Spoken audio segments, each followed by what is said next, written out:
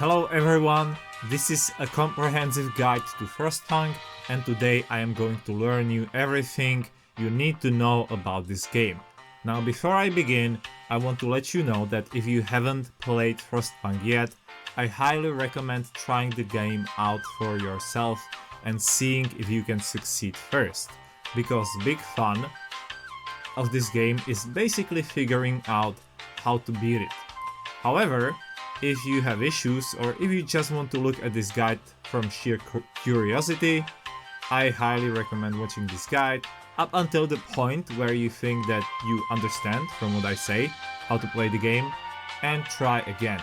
Or you can just watch the whole thing, but I want to warn you that I'm going to spoil some things, so I want to let you know right away, right from the start. The first thing that many people do not know when they start the game is that you can actually change the difficulty. Now usually this resume story button would actually allow you to start game, but that doesn't allow you to choose difficulty. And so instead I want to go to this select scenario button, and here you can see we have a new home, main story, as well as some other possible game scenarios that you can play through. But we will pick a new home, and if you click on this customize scenario button, you can actually customize the entire scenario. You can either slide this big slider on the top. This slides literally every single aspect, so you can make it medium, easy, hard, or extreme. I highly recommend going on medium first, because if you decide to go on hard, it's not gaming difficult. It's not a gaming journalist medium difficulty, so you're going to have quite some trouble even on medium. But you know, if you want challenge, you can start right from the hard. You can start with hard right from the get-go, but you can also customize individual aspects. Again, I do recommend going on medium if you start for the first time, but if you play and you dislike, but if you play the game repeatedly and you dislike certain aspects, you can just modify them by sliding the slider, you know, like this. So I can totally customize this. Let's say I want the weather to be totally extreme, and let's say I want the society to be nice to me. Who doesn't? So I can slide it like that, but I will slide it on medium, and that's basically all I can do here. I can also click on survivor mode, and that would mean that I have no pause, and it's basically Iron Man mode. But because I really want to have pause to show you things around, and because survivor mode is not all that fun, and I usually do not reload the game, it's just the fact that pause is really strong tool you want to use. I do not recommend using survivor mode at all. So just normal difficulty, and it's the same that you would get if you would just start from the main menu. So let's begin. Now, as this beautiful cutscene is playing in the background, I want to preface everything by simply saying that this guide will not just tell you step by step what you're supposed to do, how you're supposed to play, but rather I will try to explain individual aspects of the game and possibilities that you may not know that exist in order for you to play well, to understand, and to enjoy this game. However, towards the end of the video, I will tell you the best meta strategy that, however, doesn't actually involve crossing the line, that you can do if you want to really steamroll the game. But I think that with what I'm going to tell you, with how I'm going to explain to you, I think you can figure it out yourself. So once again, if you think like you got it and you understand what I'm saying, just quit the video and play the game and figure it out yourself, because that's the fun of it. Okay, so we will skip the cutscene now that I've said this preface thing. And we have a beginning, a new home. So it zooms out on the reactor, and we have around 80 people ready to build a new home. So we will pause right away, because I will do quite a lot of explaining. Because the game really contains a lot of useful information in all of its UI, and therefore we will look over the information and we will talk about the individual things that you can see and how you can utilize it when you fight the cold of Frostpunk. So we will start in this bottom right corner, because this is extremely useful thing, and I will assign people to certain jobs, because at the beginning you have to collect these resources by hand, and you don't really need to know anything, but I will just assign people randomly to these different jobs. Let's say like this. It doesn't matter. And if I now hover over this tool, I can see who is employed where. So you can see that we have these 15 people, these are engineers, and they are working on this file over here. And the normal workers are working over here. We can also see that 20 out of these 80 people are unemployed. And we can see the breakdown of who is unemployed in which category.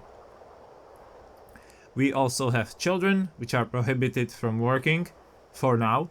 So obviously they are not shown as unemployed because they are not supposed to be working yet.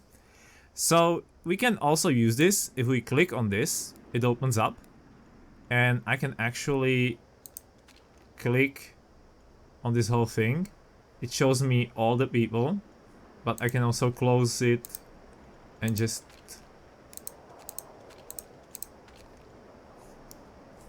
see all the workers or all the engineers. For some reason it shows me a breakdown of the people but not of the engineers. It's definitely weird, but doesn't matter. But it's really useful because once your town really grows big, you can actually lose sight of who is working where, and the easiest way to do this is just to use this menu. Click on this button. Now I see only engineers. Now I see only working people. So this is really awesome. Or you can just hover over this icon over there, and you can see who is where. Okay, so this is super useful. Yet another great thing that many people do not know about is economy. And here you can see all the aspects about economy. So for example, here we see coal gain 180 a day, because I have assigned people to work on the coal pile. I can see that we have 5 coal piles that allow me to get coal, and because there are 15 people working on one of these, this will gain me exactly 180 coal, which is fantastic.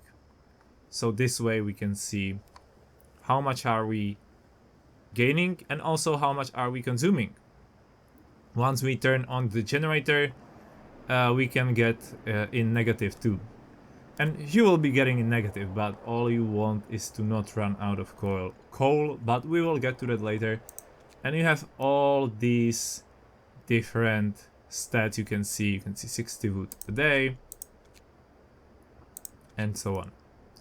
You can see healthcare status, and you can see housing.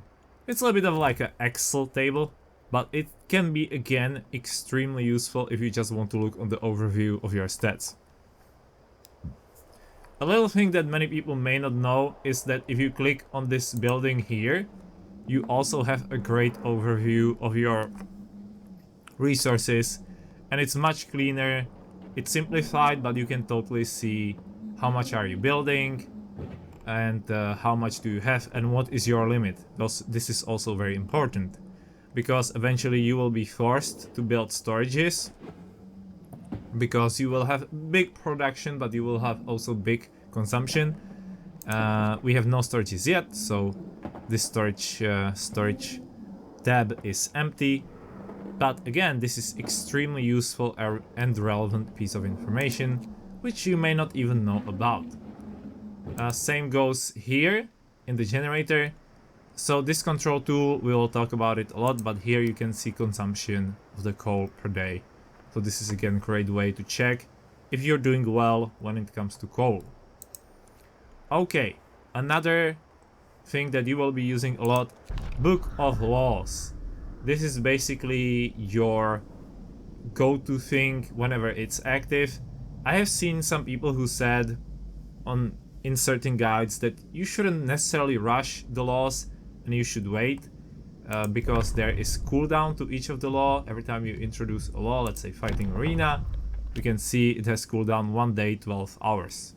So that means I cannot sign another law for 1 day 12 hours. If we look at something like soup, it's only 18 hours, right? But the thing is, the person wasn't necessarily wrong, but what they tried to conceive when they said you shouldn't necessarily pass a law whenever the cooldown is down and whenever you can immediately pass something, is because they wanted to suggest that you basically think about, what do I need right now?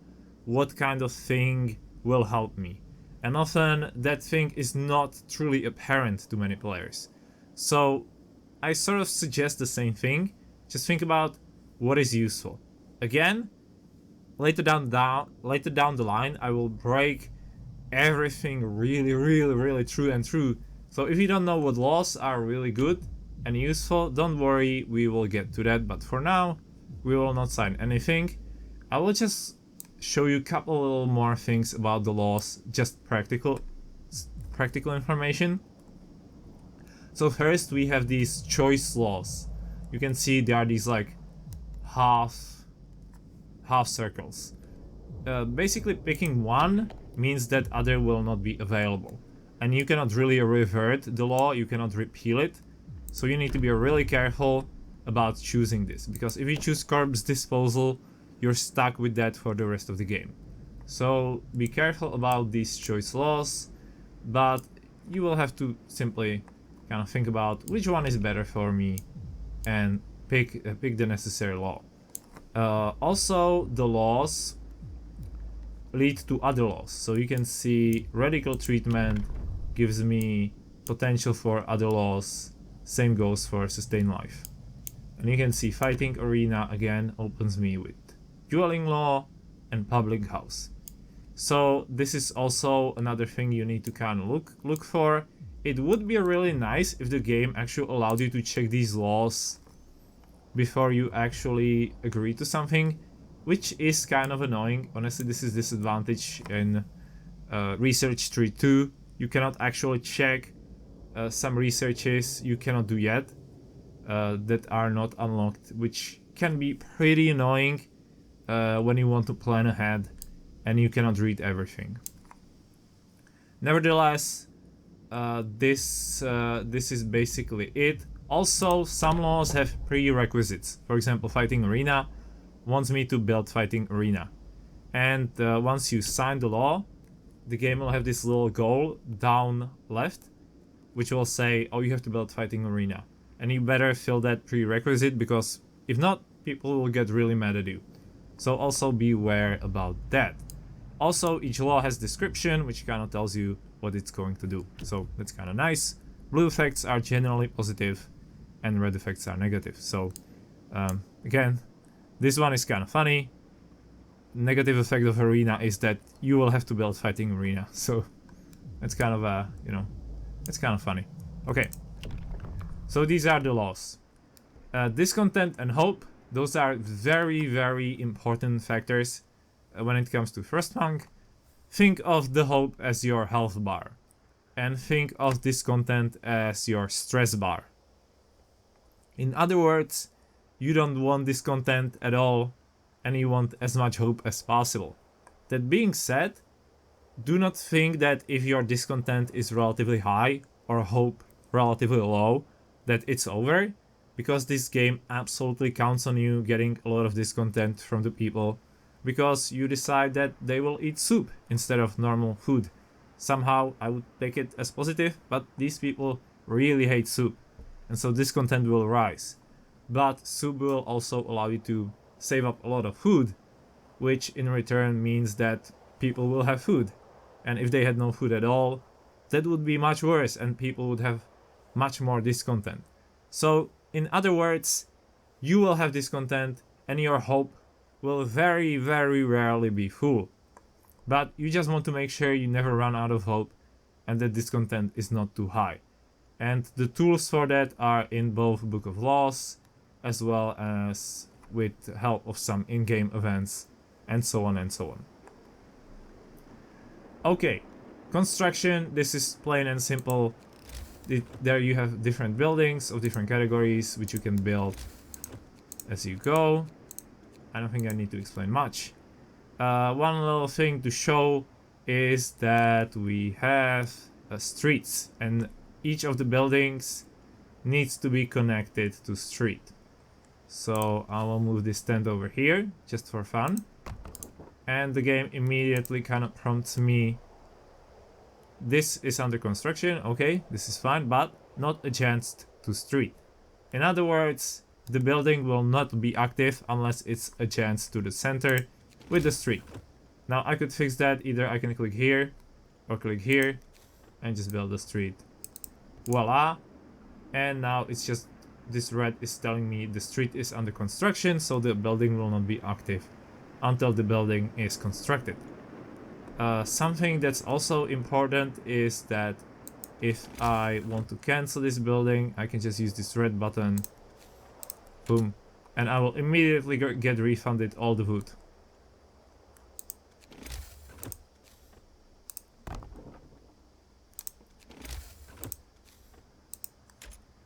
See, 18. So I will immediately get refunded all the wood, and that's kind of nice.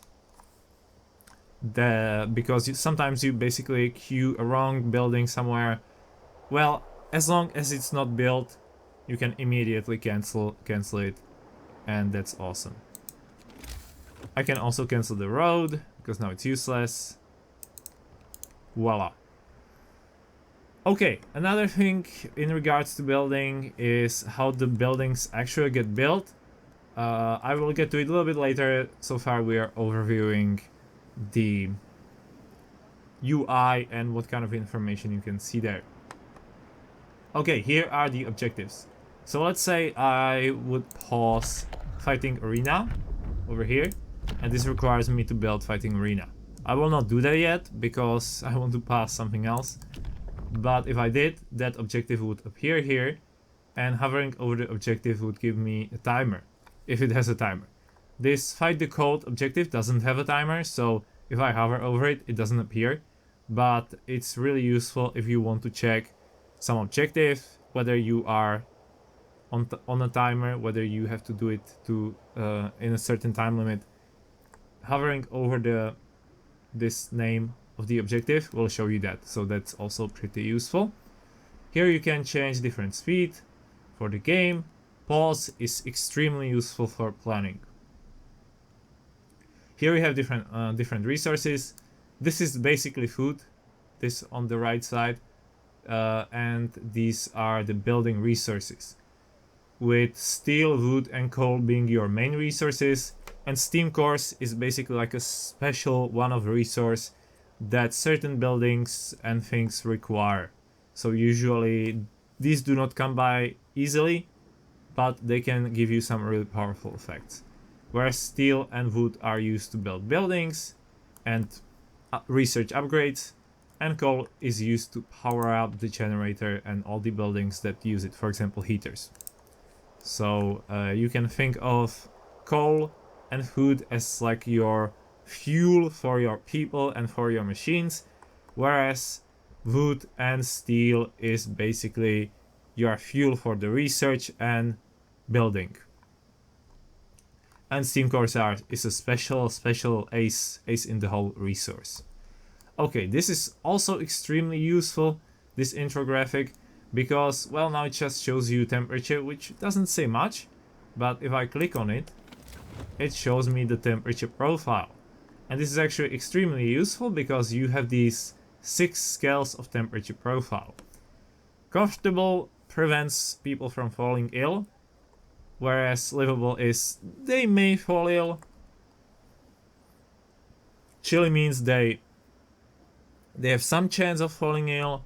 Cold is really bad, they will fall ill. Very cold is really bad, and freezing is basically, it's terrible. You don't want your people to get anywhere near anything freezing because it's really terrible. What's important is that once you build some buildings, those buildings also have you know, this sort of heat signature, and you can see based on the color in what range the building is and how the people occupying that building are doing. The thing about the buildings, and don't worry, I will get to it much further once we have something built and once I can sort of describe, but the thing that you're trying to do in this game for the most part is to make sure nobody falls ill. So usually you want all the buildings and all the zones to be in this orange or red color. Sometimes you can get around with the blue one, but these three are really bad. So a lot of the game is basically fighting these three colors, and you don't want to see them in the places where your people are working or living. But for now we do not have much to see, so we will just close it down.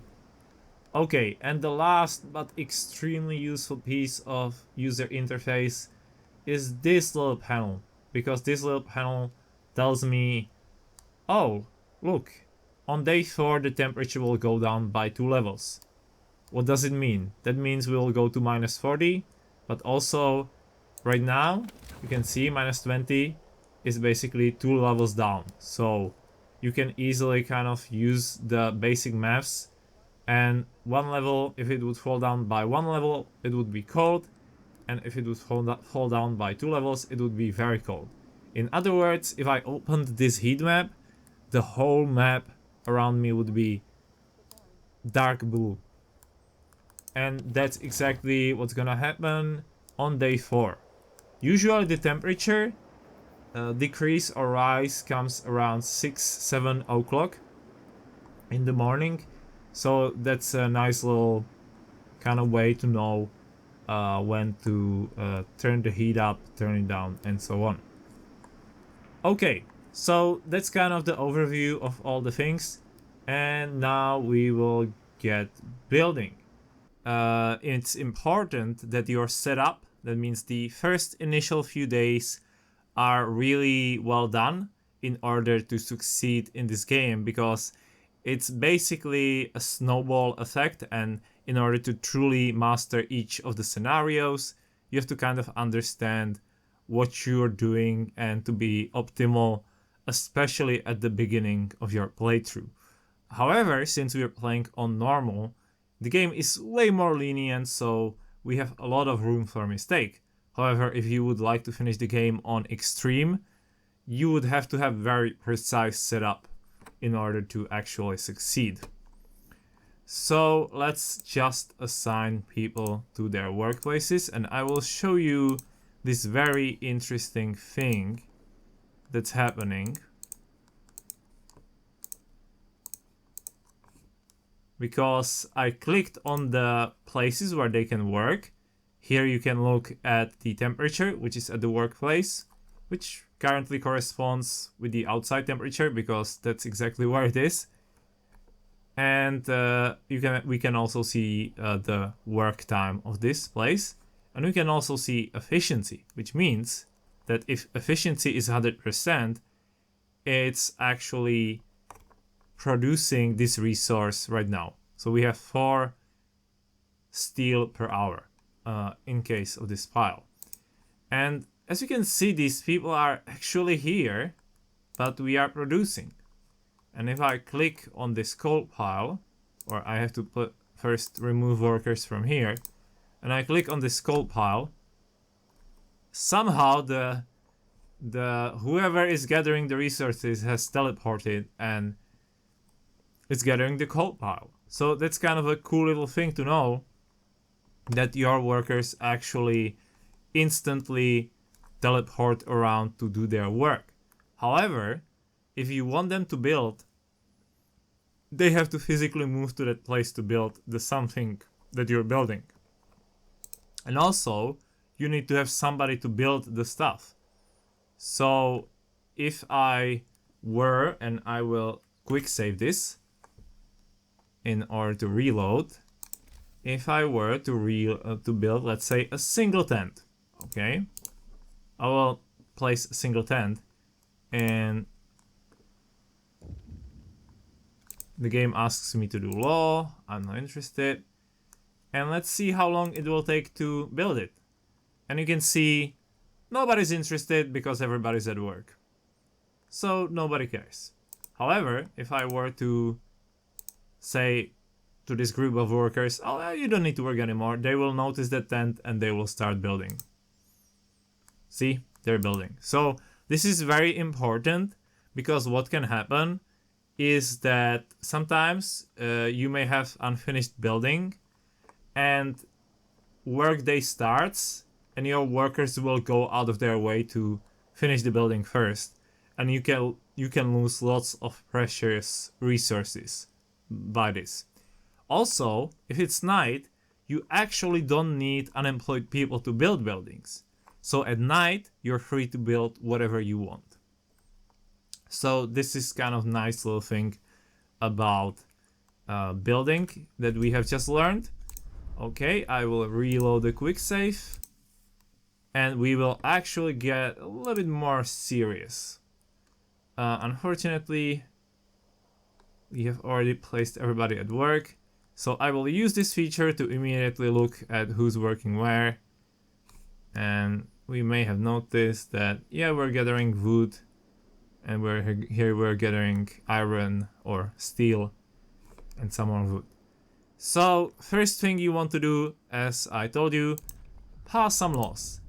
Now, some people are against this law, and I kind of think it's nice to roleplay in this game, but it's really easily the best law to pass right away, to do child labor. Because it gives you a really easy start, and later down the line it becomes irrelevant after like a week or two, but it's really good to kickstart your career, and then the children can do whatever, you know. So we will assign that, we will be evil a little bit. And don't worry, on normal you can also start with child shelters, it has its own benefits, but we will go with child labor, so the cooldown on the timer will immediately start ticking, so we can later down the line sign the second law. I will also build my first building, because believe it or not, the rate at which I'm collecting the resources right now is not very good, and also the people are at risk of getting sick. So we want to help that. So I will build gathering post. So what gathering post does is that it allows me to employ 10 people, and those 10 people gather around the same rate as those 15 people. So that's one good thing. But second thing is, gathering post has one bonus to the heat. So the workers working on the gathering post actually get better heat. So they are less likely to fall ill. And that's exactly what we want. Since I have few additional pieces of wood, I will gather that wood. Now I want somebody to work there.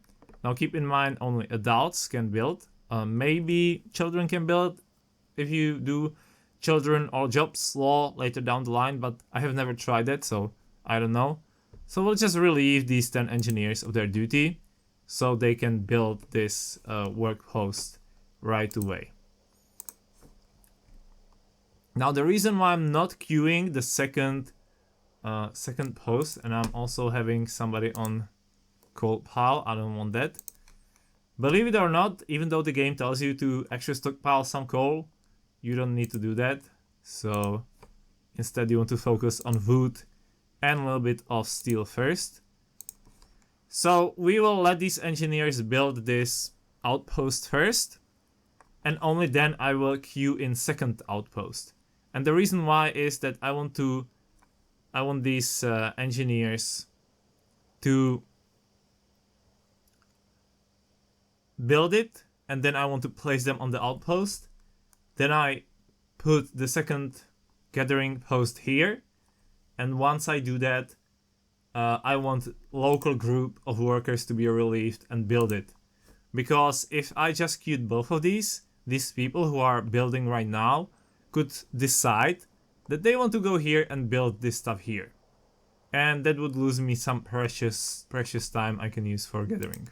So instead I will just wait for these guys to build this up, And once they're done, I will build the other one.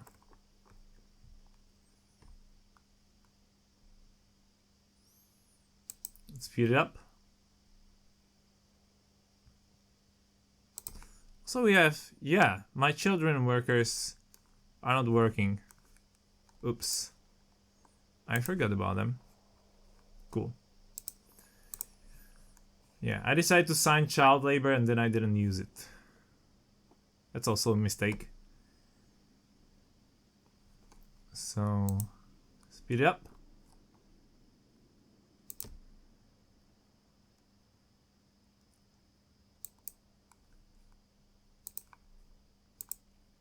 And we'll immediately place them. And we can see that we are gathering around 4.2 wood per hour and 2 steel per hour with 10 people. Here we get 6 wood per hour with 15 people. They are also working in much worse conditions. So you can see gathering posts are really effective. Now I will place building on the second gathering post. I'm already contemplating whether it's worth to build it, because it will take quite some time to build, and I guess the folk can build it at night, because the time that they would spend building would actually be wasted for them not gathering. So you can already see how I think about building in terms of maximizing sort of my profits. So I'll just put it in there. And I will place it later down the line because I don't really have time anymore to build it, so that's fine. We can survive with one gathering post only. For now. Cool. So now it's time of the work. Now when the people are not at work, they will actually want to spend some time, which is, you know, in a little bit of a heated environment. But you may say, but look, you actually forgot to gather coal. What are you going to do? And I'm going to do a very simple thing. I'm gonna provide them with housing. Because tents give them 1 heat level. And so they will be in comfortable yellow temperature. And that's pretty nice. There's very low chance of them falling sick at night. And thanks to the fact that I have gathered a lot of wood and a lot of steel, I can also afford some other buildings, which I'll show you right away. So each of the houses or housing units can have 10 people, so we want to build 8 because we have 80 people. 1, 2, 3, 4, 5, 6, 7, 8. And now we have perfectly 2 spots for other 2 buildings. We will also connect this with the road, so we can use it. And now we have still around 100 wood and 54 steel left. So as you can see, I immediately paused because now it's off time. And so all these workers will be willing to build stuff. And that's pretty awesome for me. Because now I can build all the stuff, develop my town. And once they wake up at 8 o'clock, they'll go to work and they'll work hard uninterrupted. Of course, occasionally sometimes you have to build stuff on duty, but again, think about building and think about, will building in the daytime actually be beneficial to me, or should I wait for the nighttime? So obviously we will still be, even though the houses will be heated, you can already see the game showing me the temperature of these places. So we can see the people working at gathering post are living in livable conditions, and same goes for my people around here, also in livable conditions. And we can see there's still very low risk of falling ill. In other words, the game will just throw a bunch of invisible dice rolls in the background and some people will inevitably fall ill. So for that we have a remedy in form of medical post. We can just build 1. On hard difficulty you could potentially need 2, and that's because on hard difficulty people fall ill much more, so we'll also build that. Also keep in mind that medical post can be manned only by engineers, so we have to find 5 engineers. Again, we can use this tool, click on engineers and see that we have 5 engineers here. So we will relieve them of their duty because we will put them in this medical post so they can take care of the sick people. You can also notice that I took these 10 engineers and put them to gathering post because I don't want any engineers to fall ill, and by putting them to gathering post, there's like less likely chance for your engineers to fall ill. That's because we have only 15 engineers and we will use them at full capacity basically up until the storm subsides. Because or storm, like this temperature drop, not the storm. Don't worry, no storm yet. It comes quite late in the game, so don't worry about the storm. Now we have still 76 wood and 54 steel. So let's look at other things that can be built. Again, this is nice thing on normal difficulty. On harder difficulties, you would have much less resources, and on hard difficulties, you have to really make sure you can build those 8 houses and at least 1 infirmary. At least 1 medical post, maybe 2 medical posts. So we have here cookhouse and hunter's hut. You know what? I don't think my people want to eat yet. I'm going to be mean. Don't worry, I will explain why later. We have resource depot that allows me to store supplies. Again, we are not at risk of running over the limit at all. And we have workshop. So this is what I'm looking for.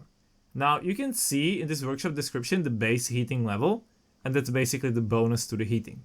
In other words, in minus 20 degrees, it's going to be red. That means the guys working in the workshop will be working in a beautiful 0-degree temperature. That means no risk of them falling ill whatsoever. That means they can research technologies without any problems whatsoever. Now we can see already, yes, prevents falling ill. Therefore, my engineers working here researching cannot fall ill. You can also notice that I still have a lot of resources. It's not actually that difficult to build one of these night one. We want that because we want that research to go on. Research is sort of like the main thing that gets you ahead of a curve, and then you can win. I think I'll build second one. Again, this is not possible if you play on extreme. Maybe you can afford it on hard. Perfect. And I will build second medical house, medical post, just because. And now I still have 21 and 44 steel, so I will make sure that my children that will be gathering coal tomorrow will actually have a place to gather it at. So we'll also place another gathering post. We don't have enough wood, and that's a little bit of a mistake. Or is it? So remember, full refunds. So I will just cancel one medical post here. I can think about it. Maybe it's more sensible to actually have just one workshop. You know what? I will let the people just build the stuff, and I will decide later. Because I will see how many people fall ill. The night is young, so we will see as we'll go. So as you can see, people will go back from work and start building. Okay, so here we have a beautiful example of an event. People basically come and ask you demands, and you have different choices that you can choose. And basically this is not me automatically creating houses. This is me promising that I will do that. Now, if you do not fulfill the promise, or if you're not sure that you will fulfill the promise, always go like, I don't care. Haha, you know, because if you actually fail to fulfill that promise, that means people will get really mad at you, and you don't want to do that. It can end your run, especially on extreme. It's often best to just click on, I don't care. However, if you fulfill the promise, you will get benefits in terms of reduced discontent and increased hope. So we have two options. One is sort of like middle option, where you say, I may provide you some houses, or this one is like houses for everyone. And since we already planned out that we're going to have 80 houses, I will say houses for everyone. And this is the beautiful thing, because I didn't gather coal, I gathered wood. I also knew that this is gonna happen, but now people are going to be super happy because everybody's gonna have their own little tent, and that's fantastic. And I will get bonus to hope on this content. Okay, another words of advice, and that's basically the guy saying the same as I just said. Do not always just do what people ask you to. Okay, so we'll speed it up. And now the game goes, well, the heating is off. And it's a little bit worried, but I'm not worried at all. So I'll just go, of course, I don't care. So again, game kind of suggests that maybe we should pass a law which allows us to do emergency shift to work 24 hours. I don't think so. I think that's less humane than child labor. So I will not do that. I'm against 24-hour shifts. And I will be against that actually for a while. Okay, I will pause and quick save real quick, just in case. And we will again speed the time.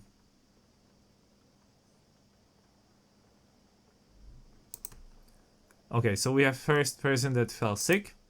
So I'll immediately place 5 engineer to this post. I will also place some people to this gathering post right away.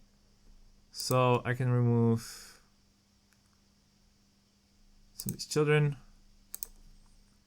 Now, the reason why I'm going to place children into this gathering post is because you are going to need the adults to other places. So I just make my life a little bit easier by not having to change that. But basically, one thing to think about is that you do not really need to, like, you can min-max, right? And so again, if you think about it, you could place there workers, because workers are higher priority than children, because you definitely want workers to be healthy, because workers can do more things than children. But this is just me being lazy, okay? So, you know, little things. And as I'm building, I'm feeling that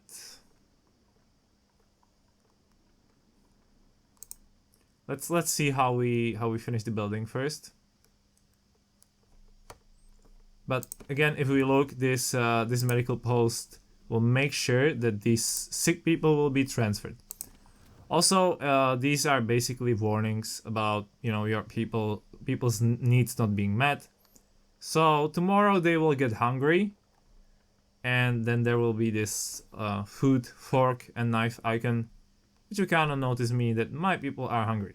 Beautiful. Shelter promise fulfilled. Hope rises. Wonderful. So you can see, it's nice to promise things that you know that you can deliver. It's actually pretty bad to promise things you don't know you can deliver. Okay, I do think that I want to create second gathering post over here. We do not need to min-max, so I don't see really a reason for me to build second research station. Again, I'm gonna place 5 children here. I'm gonna remove 5 workers.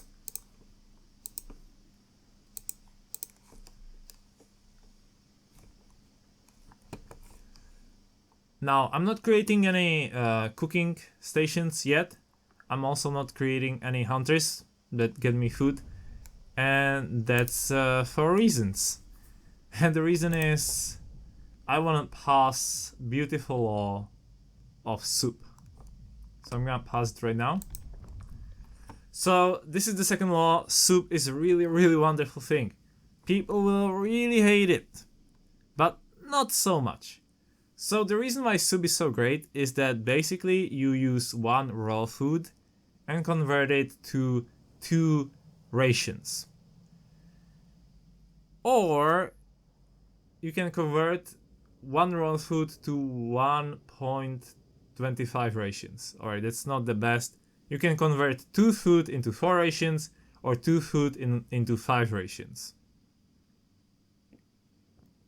And because of that, we really want to do soup because it will save us a lot of food early on, and it's totally worth the discontent. It's totally worth the loss of the hope, and so we will sign soup.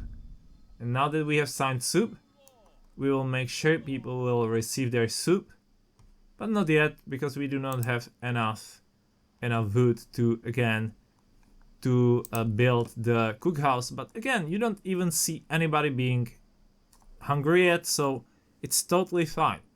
And if you were to build cookhouse right away day one, people would basically be eating food that they don't have to eat yet. It's kind of a nice little trick to do not feed your people first 2 days and then start feeding them, and you can really gather a lot of other resources like that. So now we will try to place our engineers to this spot over here so we can start some research. Now, as you can see, we have strategically 11 wood. And this is really important. As you're doing this first night building, make sure you keep at least 10 wood. Because what you want to do is you want to research right away.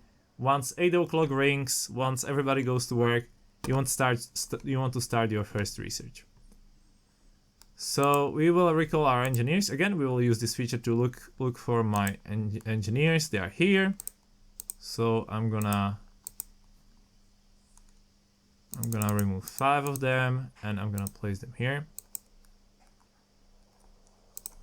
Beautiful. And now the game prompts me to, we do not have any research, and I will pick one. So first research is actually not too difficult to realize, but I will just tell you right away that there's this research called faster gathering, and I want to warn you against that. Because many people sort of think, oh, that makes sense, right? You're gathering at the start of the game, so therefore you want to have faster gathering. No, faster gathering is a bait. It's one of the most useless researches you can really do. Instead, just look what kind of resource are we using, right? Mostly wood, a little bit of steel. We're using wood here, wood, a little bit of steel, wood, a little bit of steel. Then look at what kind of stuff you use when you're researching. Then wood. So logically, you kind of think like, I probably need to do some wood. And that's exactly what you want to do. And for that, you have sawmill, right? And this is sort of like the idea as you're going through this research tree. Just kind of think about what's the best way to get the stuff that I need, right? And you kind of want to think about it. I want to build up my economy while not starving to death and while not running out of coal. So basically what you want to do is you want to maximize the gain of wood and later down the line steel, because steel is also very much essential. And as you do that,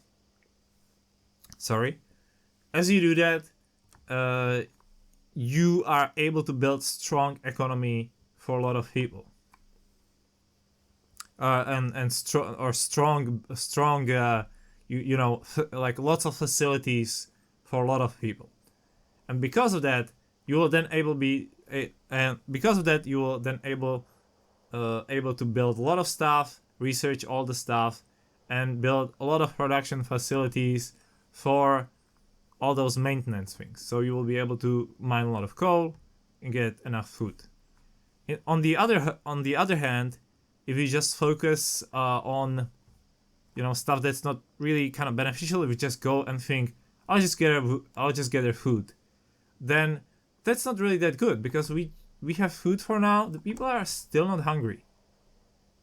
We do not need coal yet. As you see, we're doing pretty much fine without even the generator running on. We just built a bunch of houses. And we can keep that out actually for quite a while. But I will probably turn on generator tomorrow, simply because I don't want anyone to fall sick anymore. I want those little houses to be red. But you can see that we totally need to think like in form of a plan. You need to have some kind of plan. And because of this little feature here, you can totally see oh yeah, I will need to survive a little bit on lower temperature. How do I do that, right? But right now, we still have 2 days, and so immediately I think, well, for now, I'm good with researching wood production, because that's kind of what I want, right? Wood production, struck wood production would be really nice because I just need wood. And so first research is obviously going to be sawmill. And you kind of will think about it later. Again, I will later down in this guide tell you exactly what kind of researches you want to do in what order, but this will be more of a spoiler part because I don't want to spoil it right now.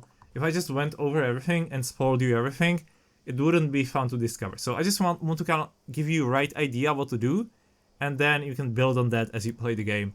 And don't worry, I will really warn you when really heavy spoilers into the core strategies and core ways how to play the game will be spoiled. But for now, we're just talking basics and like concepts that are way too abstract to kind of ruin your enjoyment, especially if you don't know how to play the game. If you know how to play the game, feel free to leave at any point and play yourself. I totally recommend that. That's how I learned the game myself. So anyway, we'll just make sure the research is on, even though there will be no research at night, only since 8 a.m. Another thing to avoid, and I'll just say it because the game hasn't prompted me yet, because the game basically expected me to turn on the generator. And I didn't, but if I did, the game would then go and say, well, actually, now that you turned on the generator, build Scout Beacon. And you need to research Scout Beacon. But I think I'm going to ignore that. And again, I'll explain to you why soon, but not yet. For now, we know we need to build sawmill.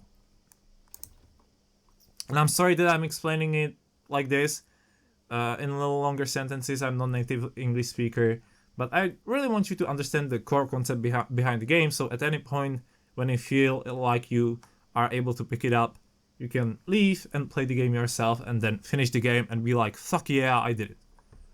Okay, we'll speed it up because nothing's happening. Oh, the game sometimes just stops your speed. And we can see we made a beautiful building time at night. We barely just managed to build it, and that's really awesome. So I really like to put children on coal, simply because all my other workers will eventually end up working in other facilities, so I will just maintain children to get coal. And I will put all these workers here to gather other resources. Now, that's pretty good. Do we have somebody who's sick? Okay, another pro tip. So, right now, there's nobody sick who works on these gathering posts, which is kind of the place where we don't want to have any sick absences. Basically, if somebody is sick and they have a post where they work, the post will not work that well. Now, since gathering posts are my priority, I want all the people there to be healthy, so they can actually work hard and I get the most out of them. So let's rig it. So I will remove these engineers, place them here. And I will place these people where we have sick absences to this post over here. So now we have 90% efficiency because one guy is sick. Right? And let's say I have all these people working here. So how do I make it that the sick, because we have 10 healthy people working here. How do I make it that these 10 healthy people actually work in the gathering post, and the crew with one sick guy actually works in this steel wreckage? Because we definitely want to have 100% efficiency on gathering post, because it's much better to have 100% efficiency here. So the easiest way to do it is that I just remove all the workers here. And now when I will populate it with workers, it will populate it with healthy workers first. And now I can place all the other workers here. So again, we want to gather wood, and because these gathering posts are gathering some steel, we basically will just let all these guys to gather wood on these files, and then we have these 4 gathering posts that are gathering coal, which is important, and also we have we're basically gathering everything in 4 gathering posts, which is an ideal situation. Important thing, if you look at my medical post, it's full now. We have 5 people who are being treated who fell ill because of that yellow potentially ill score because of the livable environment. But that's honestly pretty good. Sometimes what will happen is that you will have to build second medical post because you really want to treat your people right away. Kind of priority for this game and for success in this game is that your people never fall sick and that you make sure they are always heated. That's kind of a trick that allows you to win the game. Because if the people are untreated and they will fall sick, that it means that they're going to die. Once they die, everybody starts panicking and you just kind of lose from there. So we really want to make sure everybody gets medical care. And there's this little trick we will apply to actually do that.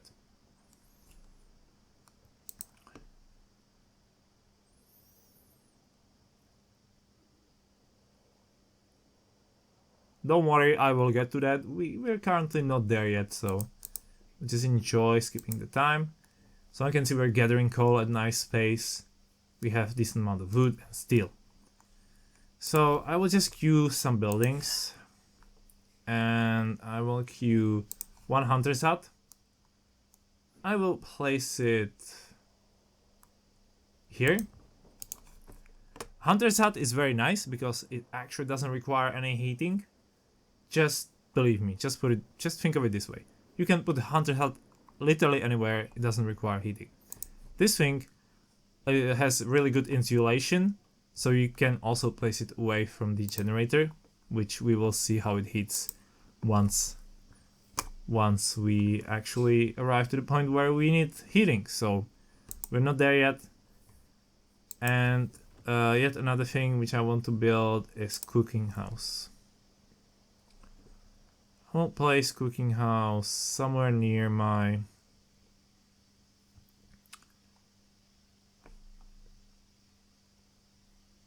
for example here. Why not?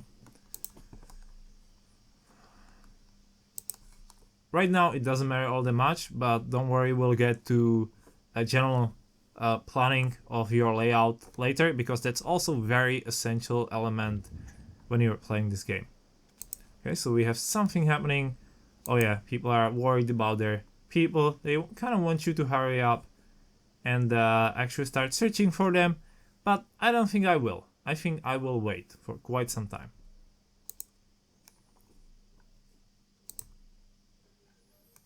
So we are researching our sawmill, and since we are playing on normal, the research goes really fast. Therefore, we are going to be building one tonight, and tomorrow we will have nice wood production, which is fantastic. Also, we will start cooking tomorrow because we will not have time to build it today. But it's fine. People will be a little bit annoyed that they are hungry for the night, but tomorrow in the morning they'll go get themselves food, or maybe in the evening. Too bad, you know. But soup can wait. Soup can wait. Okay. Now, just in case, if you played on extreme, you would right now in be much worse situation. You would just barely be able to finish these gathering posts and maybe cook house. But since we're playing on normal, the game's really lenient. It's not too difficult. Perfect. We have researched sawmill. Now, immediately after you research something, you want to start researching something else. And that's because otherwise the manpower, the research manpower will go to waste. And in order to be able to research, you will need the resources needed for that research. So really make sure that you, once you're sort of reaching the point where something will be researched, that you will have resources for the next research. So again, we can kind of think in terms of what do we need right now. So we have researched sawmill that will allow us to get a lot of wood. And I'm actually thinking heaters. And I know that sounds kind of like weird, but if we look at this timeline, this thing over here will hit us not tomorrow, but the day after tomorrow. And heaters basically allow us to heat these buildings, all the work buildings, not these ones. These are not really working with heaters, but heaters are basically this thing which you turn on and they raise the heating level by 1, which is fantastic, and for very low coal consumption too. Again, we could research something else. I think we would make it simply because we're playing on normal. The research is really fast. The game is lenient. But let's think we're playing on hard. The game probably wouldn't allow us to do literally anything else. And we really don't need anything else. So, you know what? Let's go for Hunter's Gear. But just because we can afford it. So Hunter's Gear will allow us to get more food as our guys hunt for the rest of the game, and because hunting huts will be our main source of food for quite some while, it's pretty nice research to do, especially because we're building a hunter's hut already, so we can afford it. But if you played on harder difficulties, I would probably think of heaters, because I wouldn't want my workers to get sick at work. That would be really terrible. You don't want that. So, you know, just kind of like think about it this way. Again, I can afford it, so I will do Hunter's Gear, but if I played on hard difficulty, it would definitely be heaters, because I know the temperature would drop, and that would absolutely destroy me if I didn't have a way to heat my guys. Now, we can also look at another thing, because you may say, but I know steam hubs are much better, because you can just place steam hubs right away, and they will create like this big circle of heat, and well, that's really awesome, but heaters cost 20 steel, and that's a lot of steel. And remember, once you kind of finish with these piles, you will not really have any other steel to work with, and I want to use steel for something else. So, you know, I think heaters will suffice, okay, and believe me, they will. So that's another kind of little pro tip for the start. Again, don't worry, there's so much to discover. I'm not spoiling you too much. Okay, so I have decided that I will go for Hunter's Gear just because I can afford it.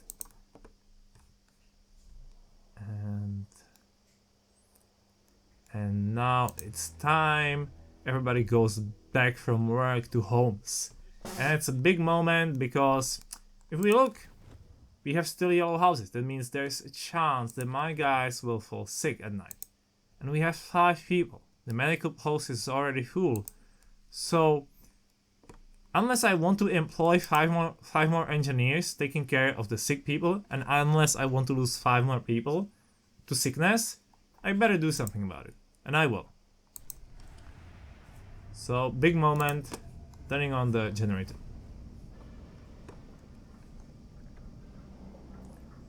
And the game immediately goes like, but the people are going to be hungry. Yes, I know.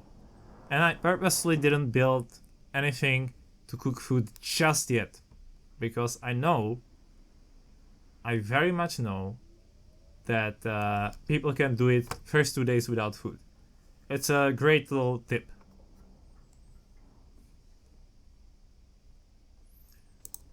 And beautiful.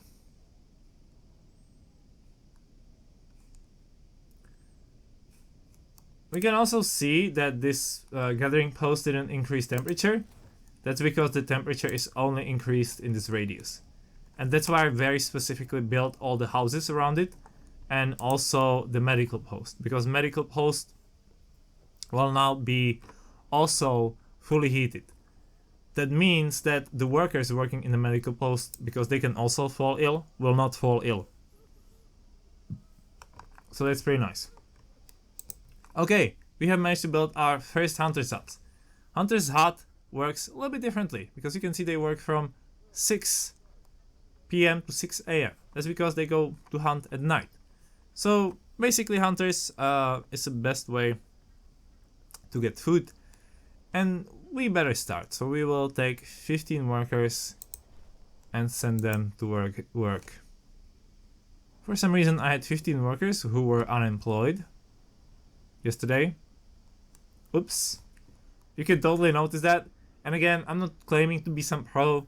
Everybody makes mistakes, but it's about realizing, oh, I just made this mistake.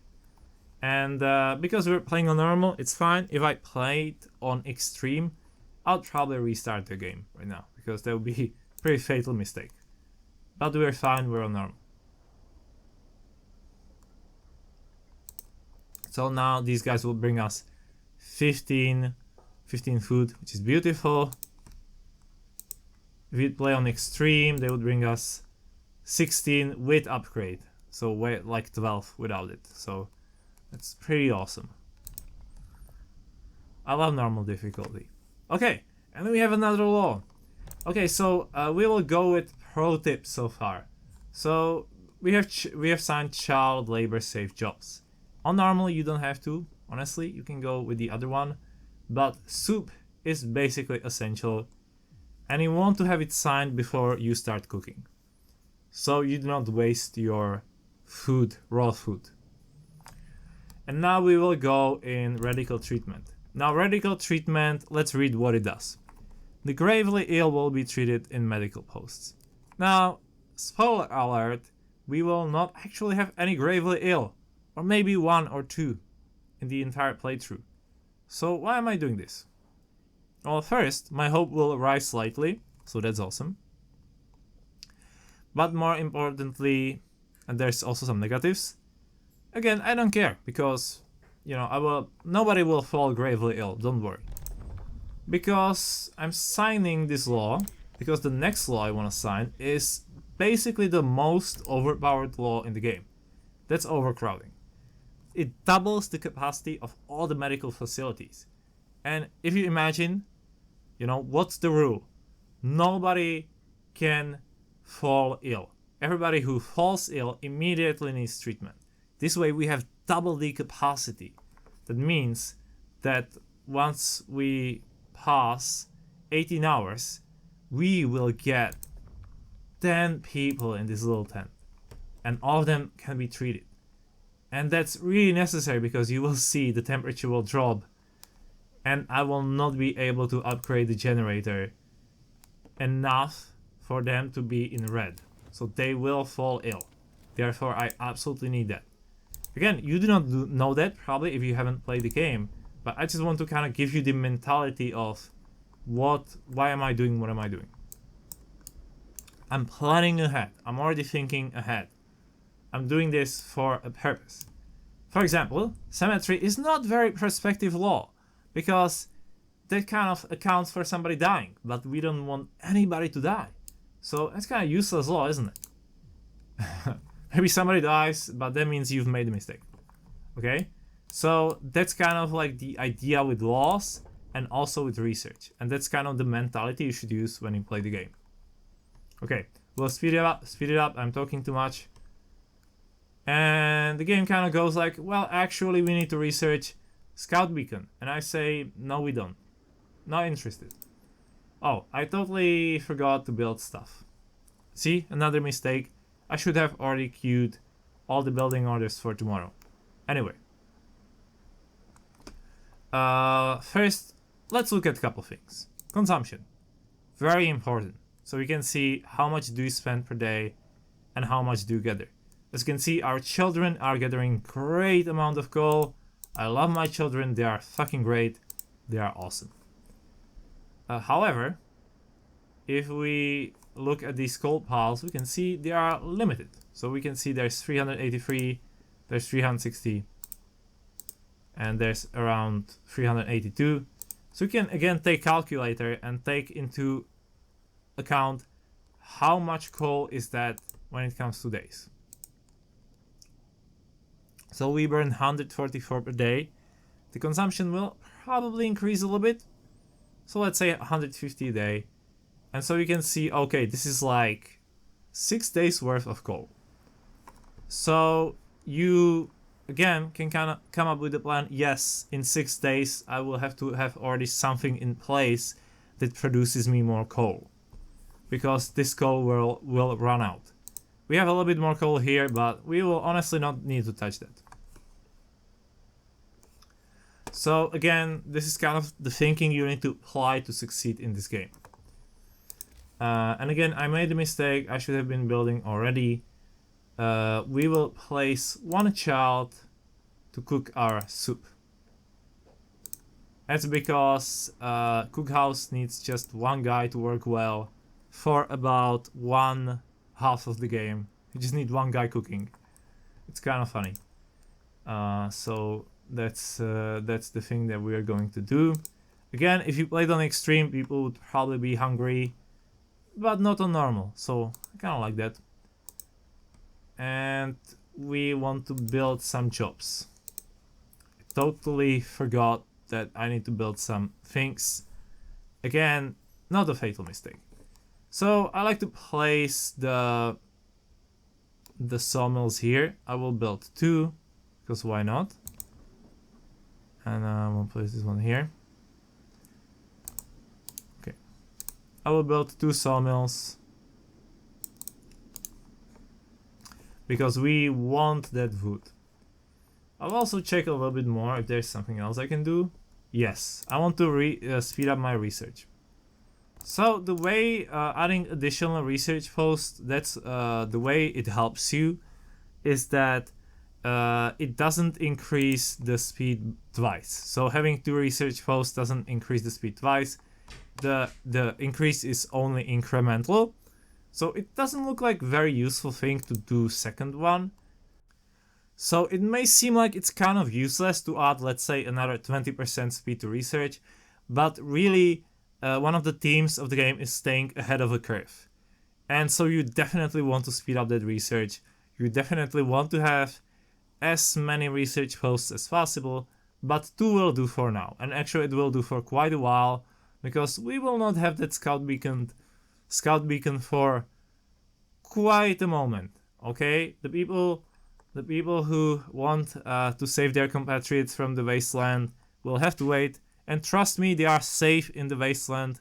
Nobody will die. You will find them safe and sound. And we really need to build infrastructure first. We don't want to bring in more people. Again, to kind of give you idea why we don't want to bring in more people, well, if you look, we don't have place for them to be heated at night. And we don't have that many resources. And if we were playing on extreme, we'd have way less food and way less resources. And all these things that I just built, I could maybe build them, but I would probably have no resources left. So really, we don't need those people yet. We can have them waiting while we prepare the place for them, so we are not in shock from having to feed too many people or having to treat too many people. Because what can also happen is that some of the people can come sick, and because we don't have place for them, they would definitely fall sick throughout the night. Okay, so I made a mistake and I actually ended up not building, so we will see if I'll build those things in time. That was a big mistake here. And we already have some people falling sick, but fortunately enough, some of the people just got treated, just healed, so I'm kind of dodging a bullet here. The reason why they got sick is because they're building. But the thing is, you know, it's still worth to build at night, despite the fact that you will get 1 or 2 people sick. You will still save so much time if you build at night.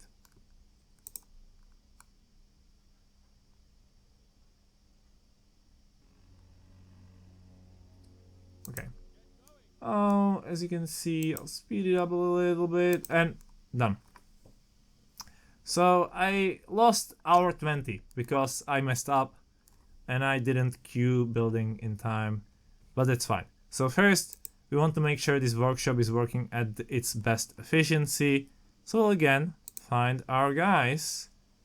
Where are my guys? They are here. So I'll remove them. I'll place them here. And then I want to make sure that these sawmills work as intended. So we'll just again look at the workers. And we see we have 10 workers here. So relieve them, place them here. And we have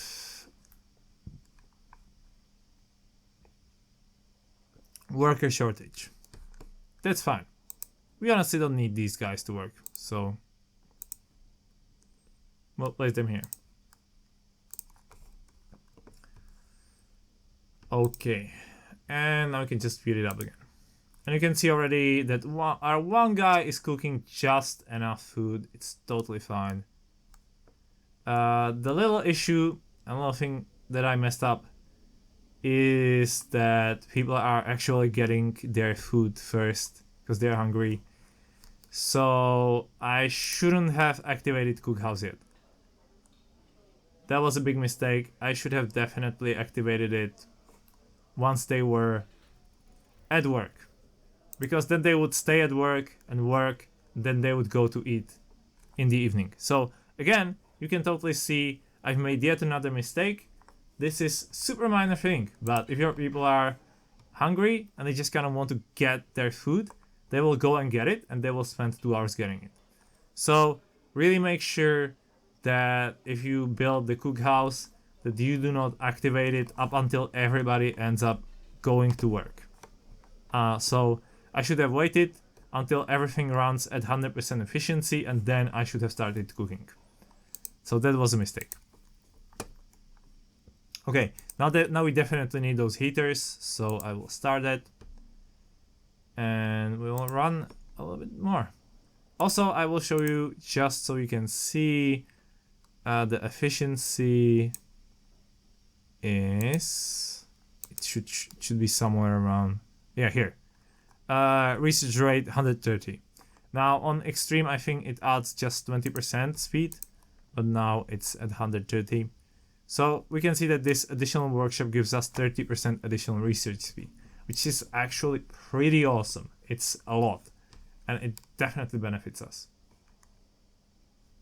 Also, I will consult economy tab, because economy tab will tell me how am I doing. I can check stuff. It's very useful, and I can totally see we're doing great on coal, we're doing great on wood, 144 per day. That's fantastic.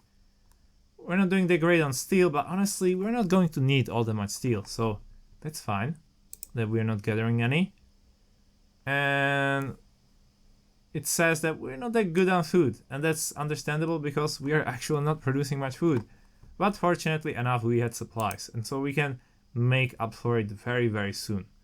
And we also can see we have 3 patients, so that's pretty good. And that everybody's living in a having great time. So what you could do, and this is a thing again for more higher difficulties, you could already turn off the generator for the day, because outside of this medical post, there's no reason to run it. So I could save up some coal. But because we're playing on normal, I don't have to do that. But if we were playing on any other difficulty, it's actually reasonable to do it. So you know what, I'll just do it to show you. Alright, I'll just do it to show you. And I'm not actually sure if that's a good idea, because I think sawmills will stop working. But let's do it for the experiment's sake.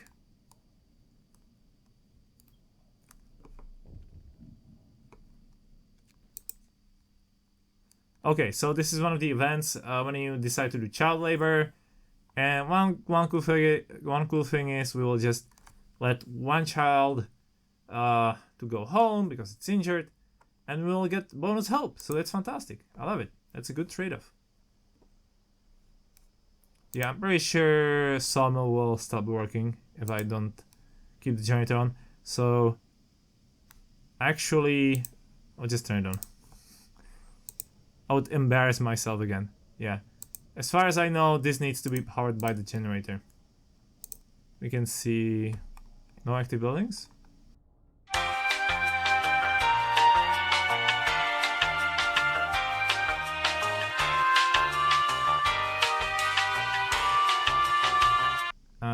We're just going to get this going through the night. And we have researched heaters. So that's really fantastic, because now we're not going to have that much trouble when it comes to this. -2 levels. It looks scary. It's not that big of a deal, honestly. Instead, we will start new research. So now that we've researched all these things, what do we go for next? So you could think of, well, maybe I need steel. But again, what do you need steel for? This all costs wood. And you're currently not building anything that uses steel, and you have 84 steel. So that's pretty much fine. In case you kind of are a little bit of steel short, you can still gather it here. So you may say, why are you stockpiling wood? Well, that's because I'm going to use a lot of it soon. So, you know, I cheat a little bit. I know in advance. But if you remember, we really wanted to sign overcrowding. People will not be happy about it, but it's super powerful. It's worth it. Also, you see some people are getting hungry, but that's fine. They will eat later. Let's add new research. And I think I'll decide I'll level up. That cost us 50 wood, but I think I can afford it.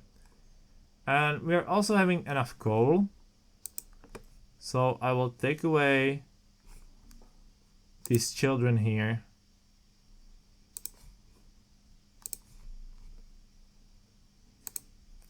And place them here to this gathering post over there.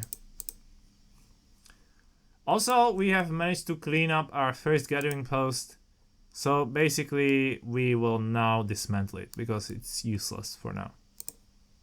So we will dismantle that. Make sure that if you have a useless building, you dismantle it right away. Okay, we can look at... I guess we can start making up for that food. So we'll research another hunter's hut. Hunter's huts can be like placed around here. Disconnected. And we can send another crew of people to hunt. So tomorrow we will have all the food in the world. They are not happy about overcrowding, but what can we do? What can I do?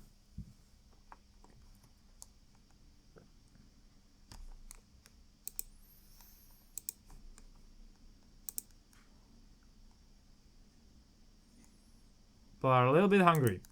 Now, a little misplay that you can make is that your people get starving. So if your people are hungry long enough, they get starving. And then they will start your raw food. And that's not good. Because then you basically trade 1 raw food per person per day. Which is not a good ratio. So just be aware about that. Shouldn't happen here, but sometimes it happens.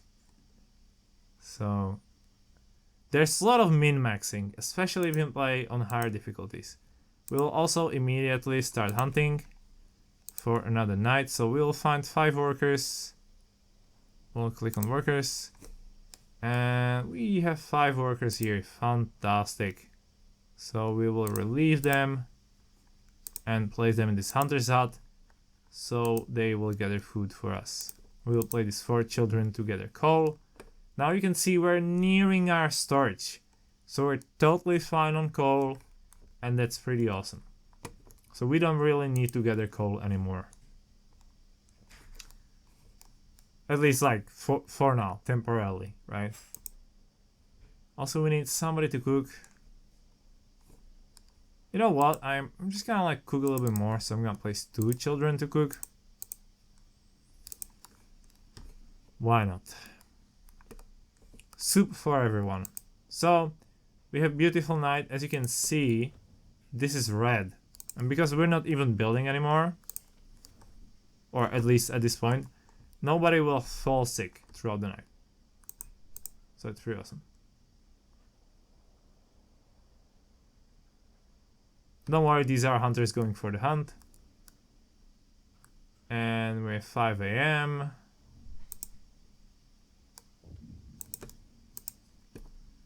And mother is telling us, I don't want to let my child to work. And I don't know what's the effect, but we could let the child stay at home, we'll get a little bit of hope. But I don't want to make an exception because I kind of feel like it's a trap. Like if I do it, then other people will start asking for an exceptions. So I will just say no.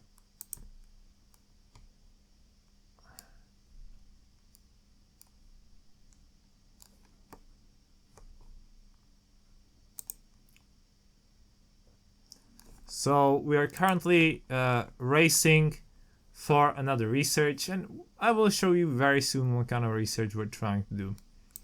We're skipping past the beacon because I don't care. Okay, and now we have beautiful Father Frost.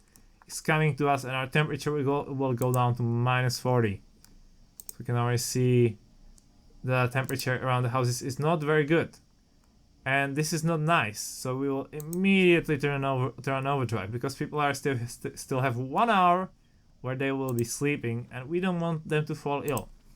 But also because we don't want them to fall ill, we'll turn on those heaters. This is why I researched them, because I saw this coming, and therefore all the places where whether there's workers or not, you can just turn on heaters. The beautiful thing about heaters is that if there is nobody in the building, they are not turned on, so they will not waste your coal unless there are workers working in the building.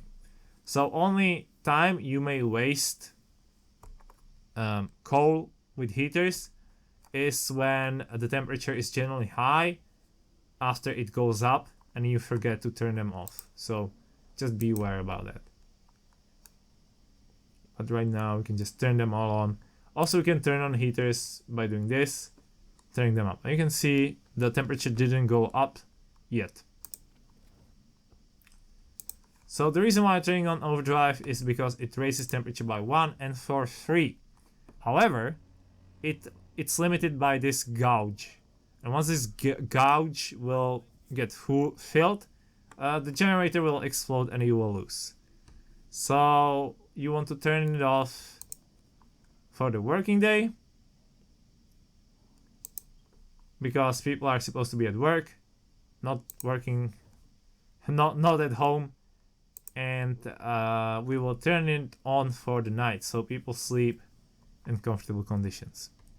This is something that you can also use to save up coal later in the game, because once you research level 2 Steam, it doubles the consumption of the coal, and that's kind of a trap players can fall into, that they think I have enough of coal, but you will really need to have just about right consumption for that level, so you will eat twice as much coal once you have level 2, so you kind of need to think about that. And again, I can show you that we're now having not the best temperature at the workplace, even with the heaters on. But it's fine, because it's early in the game. And it just wouldn't make sense to do it otherwise. And on any higher difficulty, you couldn't do it otherwise. It's actually kind of like the first test for the game, where the game kind of wants you to kind of start getting screwed, because, you know, that's kind of to teach you how to manage the heat. That's why this temperature drop happens, so you actually kind of lose and you learn to adapt to it. But the thing is that we are prepared, because we have this medical post over here, and we will also heat it up. I forgot to heat it up. So that's the beautiful thing about medical posts, you can heat them up with heaters. And we have overcrowding, so it can have up to 10 people who are sick. So that's fantastic. Okay, now you can see this trick that I described, where since everybody went to work, now these people are cooking, but nobody's actually spending time going and getting the food. Instead, they are just hungry, but in the evening they'll get food. So This today I will not waste any resources by messing up when it comes to cooking. That's another little trick which you can learn. Alright, we speed it up, there's nothing to do. And we have research level 1. So, what kind of thing to do? Well, this is a trap. Generator upgrade. Generator upgrade will give me that one additional level of heat, which would be really awesome because then I can heat my guys and they're not gonna fall ill. But it will also raise my consumption of coal. And my coal production, it's nice, but the moment I will start burning twice as much coal, it actually looks pretty bad for me. So that's a trap. And I also know, thanks to this thing, that the temperature will actually go up soon to much more manageable levels. So I don't really care all that much. And I have heaters to take care of that. So I know that once this temperature goes up one level, the temperature everywhere will be much better. Here it will be yellow, here it will be red, and that's fantastic. So I'm totally fine on that. Instead, I just want to think, like, again, ahead. It's a little bit like a chess. So yes, this would eat too much coal. So logically, I probably should make sure I have enough coal to begin with. And so we can make something to build coal in resources. Because again, we have researched hunter's gear that allows us to get really good amount of food. And so we are fine when it comes to food. And because we're not bringing any more people with exploration beacons, that means that we will really not need increase our food consumption, food production yet. So yes, it makes sense to go for coal. And again, this is the thing that I always rush first, coal mining. Now you can say, but there's this coal thumper over here. Unfortunately, coal thumper works in the way these piles work. Basically, coal thumper creates these coal piles. And that's not good because you need to have 10 crew. You need to have crew of 10 people who gather said coal, and also crew of 10 people who pump that coal out of the ground. That's not very good. And also we have one steam core, and I want to use that one steam core to build the coal mine. And coal mine produces, if we can look at it, there's not the production rate for some reason.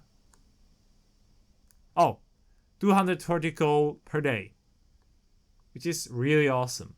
And just for a crew of 10 people, that's even better. And so I just want to research this coal mine. Pretty awesome.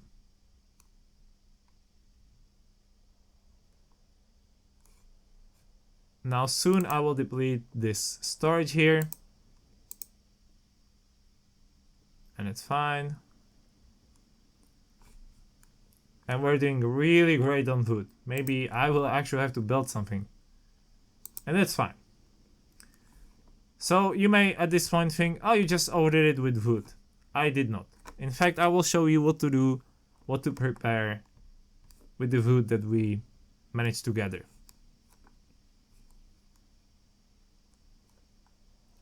So we're extending. And we are at beautiful full food, so we're gonna utilize that. Also, this gathering post is almost finished with this file. So now it's warning me that I'm nearing my limit, but don't worry, we're not gonna reach that. And now those 32 hungry people will go and have some beautiful, wonderful evening soup. So don't worry about them being hungry. It's fine as long as you have enough food rations. You don't need to worry about it. Also, we were really lucky because nobody fell sick. That's probably because we play on normal. But honestly, if you play on any other difficulty, people in these blue conditions and yellow conditions would be falling sick left and right. Or not left and right, but relatively a lot. You would definitely need that overcrowding. Okay. Now I will turn on overdrive because it's past working time. We don't want our people to fall sick. And I will also use this wood because, again, think about it. Now we have a lot of wood. And in order for us to gather more food tomorrow, we need to use it. We could also build a stockpile for that. But stockpile requires 20 steel. That's so much steel.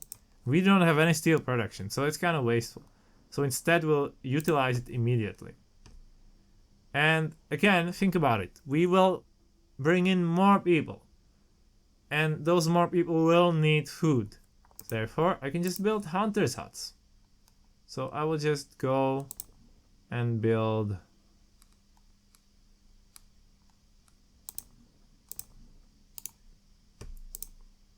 these hunters' huts. I will connect them. And these will not be occupied at all. But don't worry, we will make sure that the person who will, work in the hunter's huts will immediately get a job once they arrive. The second thing, we have still a lot of wood left, so we can start planning out housing. And we can kind of think, where are we gonna place our people? Well, the thing about the people is that we have these buildings. Oops, sorry, wrong tab. And these are steam hubs. And steam hubs basically create the same circle as you do with your generator. And then they produce the same heat as you produce with your generator. So we can kind of imagine that it will probably like this circle. Maybe you don't know yet, but it's not too difficult to kind of come up with the idea that it will be like around here. And I will place a couple houses here. Beautiful.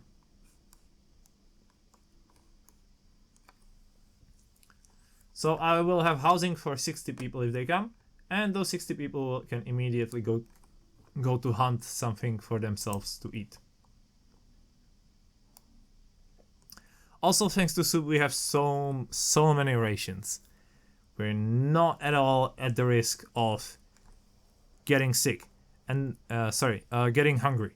And you can again look, the discontent is a little bit there, right?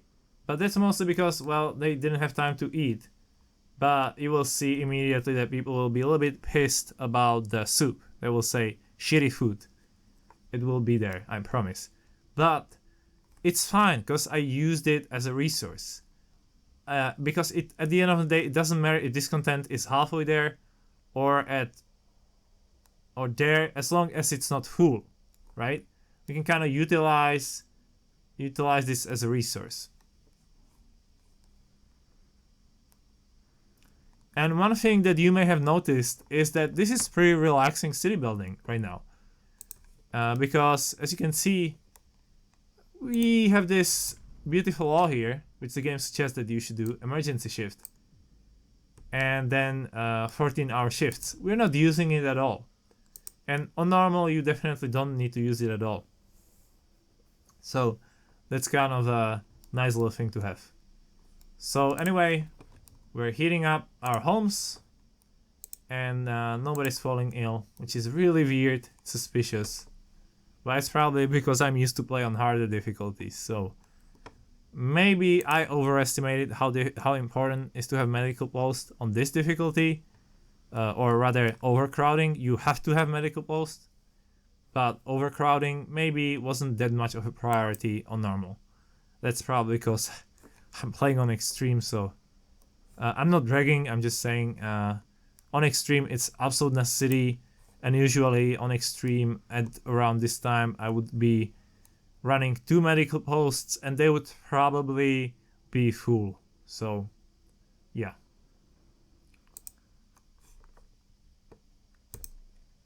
So again, this will tell us, oh, there are no people working, and that's because we don't have any workers, so it's fine.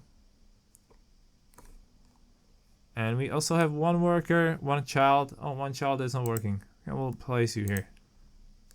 Okay. Or we can place you to the gathering post. We can honestly gather a little bit more coal. Okay. So beautiful, beautiful time at the night. When you're using the overdrive, just make sure you turn it off, and just make sure you save here and there, because sometimes I forget to turn off the overdrive and then it's just game over because I forgot. So yeah.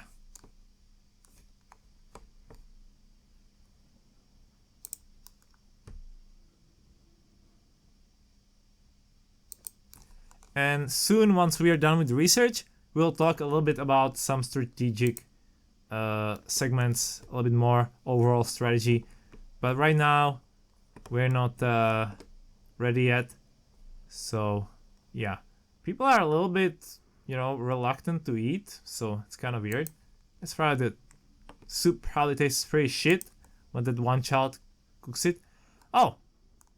Okay, so I was wondering how come people are not angry about soup. And this is a mistake. I totally forgot. But again, this is a good example of making a mistake. I forgot to activate it. So you need to activate the soup right away. Again, on harder difficulties, this would be a really, really big problem. So really make sure once you build the cookhouse to immediately activate that soup. It's really, really, really powerful tool for you to save up a lot of resources.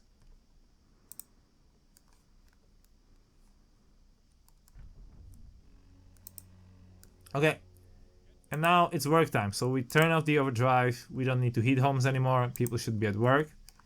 And you can see that some people will not arrive at work in time because they're building. That's the thing that I said. But because we're doing this well, I'm honestly not too concerned about it. We're doing really well, so it's totally fine. And we have another law. So yeah, I will pick this just because emergency shift. People will not be happy about it, but don't worry, I will not use emergency shift. I'm not a monster. I really want to do this because I want 14-hour shifts instead, but it's prerequisite. So for that reason, I'm using, I have to pass emergency shift first. And oh, you can see 4 people fell ill. Again, not necessary for overcrowding yet, but that's because I'm playing on normal difficulty.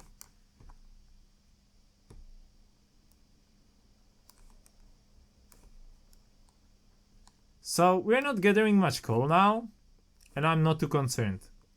And again, you can look why. Because we consume 238 a day. And if I hover over this, I can see I have coal for about 2 days left. So that's fine. And I'm also not concerned because I've just managed to build coal mine. That's fantastic.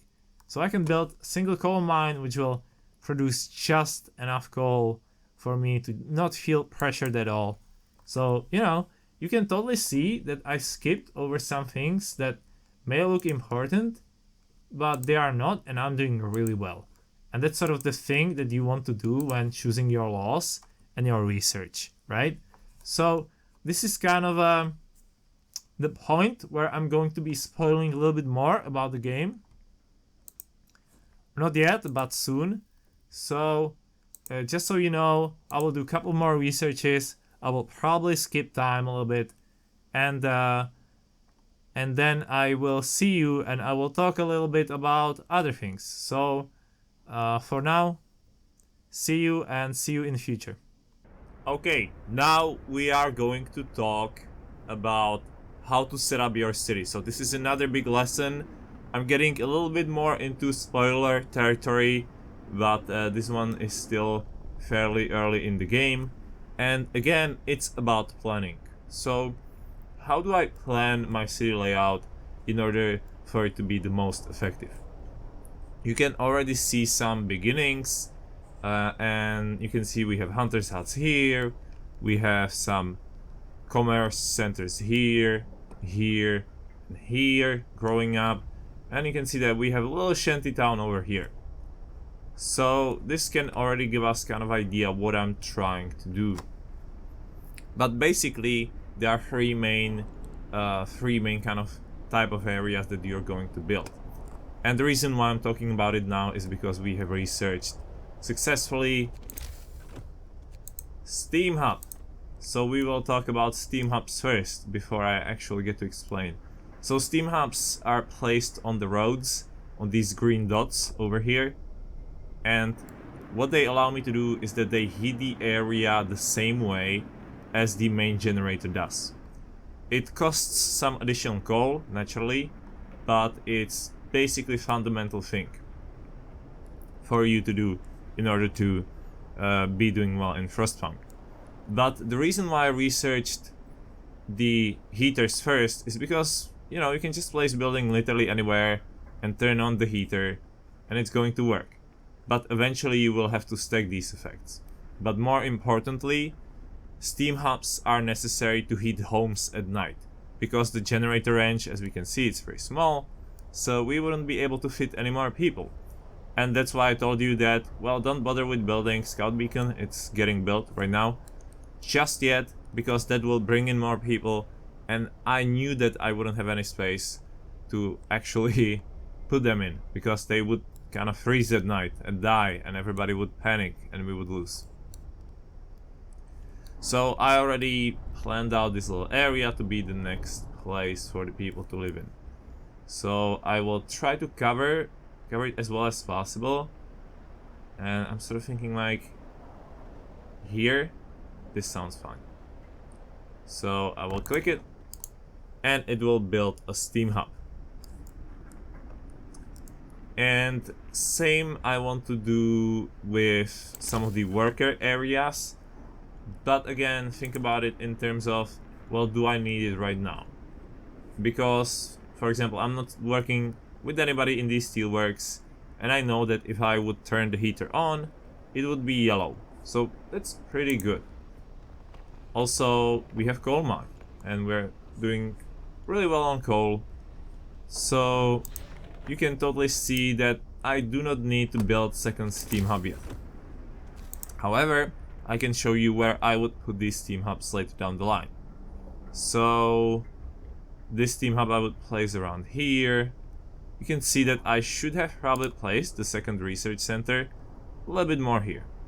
So another little mistake. This way I would cover both of these sawmills and both of these research centers, which is something I want to do because the temperature will continually, slowly be lower and lower, and therefore I will need all the workplaces covered with Steam Hubs relatively early. The second place that I would like to be covered is this one, because we will be gathering a lot of coal, and this one, because that's where we are going to get steel. Now you may notice, well, there's like a big area in front of these steel mills that would get covered. And you may ask, how do we utilize that? Well, easy. It's going to be workshops. I will simply go for a lot of workshops because eventually we will have a lot of workers, so I can afford that. And those workshops will be nice and comfy in front of these buildings. Same will go in this area. So we'll basically have that like these three districts where there's going to be lots of workshops and some industrial buildings. Okay. The second layout is the town. Again, I'm building the town and places where people will live in like this circular area around here. I decided it's going to be here. You may decide that you want the town to be here, and that's totally fine. In that case, you would probably place hunters over here instead. So it's not that it has to be in a certain location, it just kind of has to make sense. Because again, you will have a lot more people, a lot more houses, and you need to utilize the place properly. And stacking it up like that is really nice. So I can already see in my head that I want to build, after this one is filled with houses, another one around here. And then another one around here, for example, right? I will have these locations nicely covered with Steam Hubs, and all the people living here will have great time sleeping at night. And last but not least, we have this area. It's full of hunters' huts. Hunters' huts do not need any heating whatsoever, so I do not care. In this area I will further add this one, resource depot. I will probably add them in here. And resource depots, again, do not really need any heating, so I can place them around with the hunters' huts, right? This will be the cool kids. This will be the cool kids corner, because it's going to be very, very cool around here. So I do not need any steam hubs whatsoever. Alright. So this is the planning, and I will show you one little thing about planning. So I'm just gonna speed up the time, build the steam hub. Hopefully it's gonna build. I'm not sure. We're doing so well on coal, so I will just tell these workers you can go home, and they will build me the steam hub. Also go let them to work in steelworks, because why not?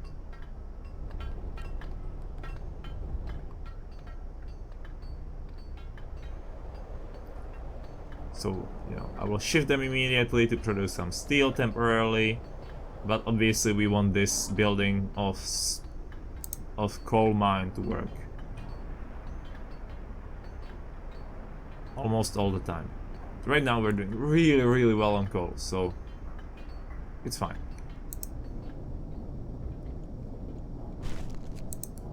Okay, perfect. So a little thing I can show you when it comes to steam hubs. Now it will light up. So right after you build it, it's immediately active, and we can change that. So to give you an idea, houses don't have to be necessarily heated throughout the day. So what you can do if you are really struggling with coal is that if you are really heating only residential areas and nobody is working here, you can just turn it off for the day. So I have to unfortunately turn it off either like this or like this. Hold operation. And that would save me some coal, and I would only turn it on for the night so my people get heated. That's a good way to save coal. But you can also use one of these preset settings.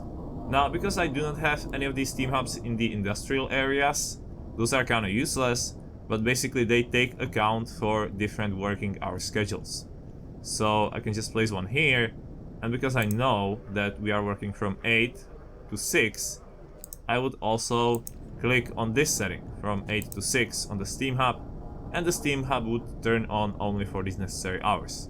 And this is fully automated, so you don't have to worry about it. So this is also super useful to know. So yeah, this is layout. Okay guys, so now we have finally built the beacon. We can check this really, really cool animation of a hot air balloon coming up in the sky. Beautiful. Wonderful, wonderful, wonderful. And here we go. Very cool. And the game kind of zooms out and immediately prompts us to investigate these different locations. But for that, we need scout teams. So we will click either on scout beacon or on this little icon over here. Also, you can see new UI segment has appeared, this map over here. We can also zoom out with your mouse button. So that's another way how to kind of activate that. And for a scout team, I need 40 wood and 5 workers. And I have worked on a little bit on our little town since I've shown you past. So I'll show you. I have researched, and I already have 2 scout teams available. So even though I have just built the beacon, I am immediately the game celebrating that I finally built the beacon. Finally, after long 8 days, I can build 2 scout teams. But for that I need 10 people and 80 wood. So we are good on wood. Maybe a little bit low. Maybe I overdid it with this preparation on hunters' huts. But I was really full, so you know, it's fine, don't worry. So many people will come, all those people will have beautiful jobs right away. So we are fine. So I will remove some people from the work. Interesting thing about hunters and also about scouts, engineers cannot become scouts. So workers have this advantage that they can become scouts. And I'm trying to kind of think. I'll again use this super useful tool, and I think I will just relieve some hunters for this job. So we will relieve 10 hunters, and instead they will become now scouts. So they are like, yay, finally we don't have to go out in the cold, except you will, and even more. So we created one scout team, and because I can afford second one, I will do that right away. So scouting works in this way. It's a little bit counterintuitive, but you have to have this team activated. There has to be this yellow circle around it. Then you click on the place where you want them to go, and then you click on this green, which kind of sends them there. And as they're going there, it shows you 14 hours 35 minutes. I have the game paused, so otherwise it would be ticking. However, what if I decide that, oh, these scouts are going to crash site? I actually wanted to go to Lost Expedition. Well, you can really easily just click on them, click on the different location, and move them there. Or you may decide, oh, I want them go back to town. Now it's kind of cluttered, but you still click on the town, and they are going back to town. It's 0 hours, 0 minutes, because they're still in town. So that's that. I will send one team, one there, other team there. Wonderful. And we have 10 hours and 14 hours for them to get there. So I think I will speed up time. I'll put a little bit of overdrive for my people to be heated up. And speed up.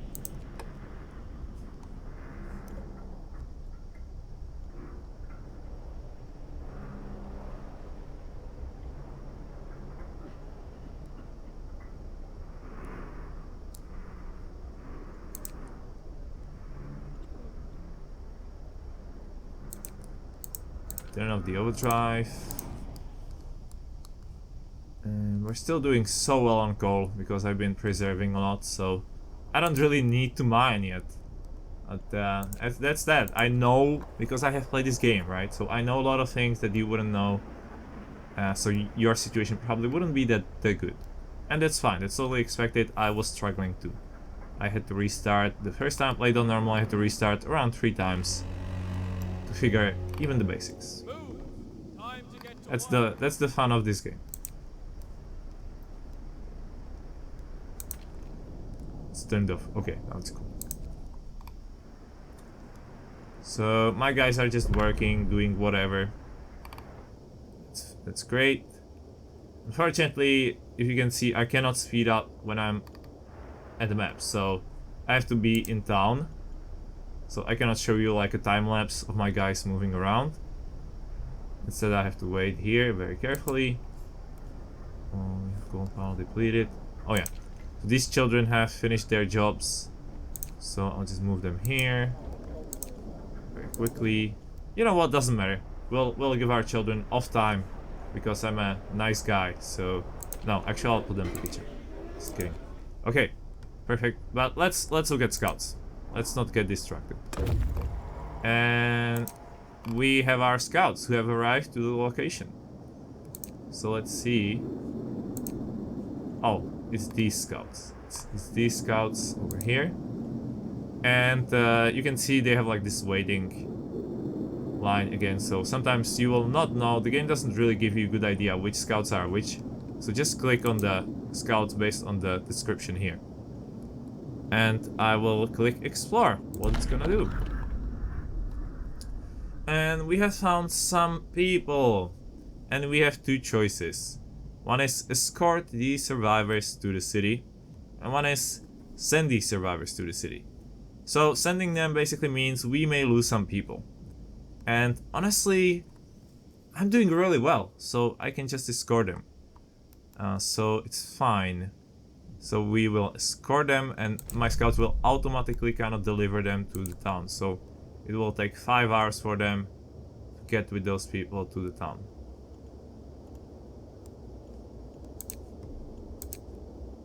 If you can see that if I will kind of try to walk all these with these people, the game will not allow me.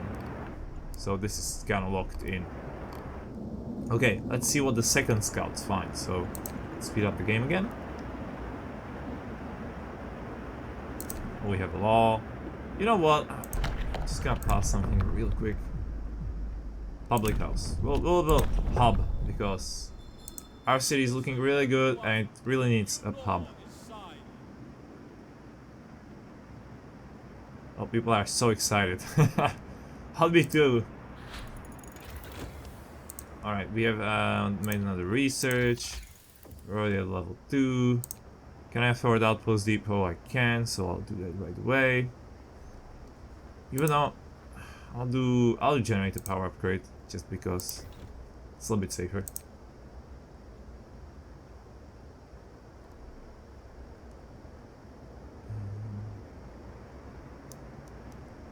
Again, our guys are almost there.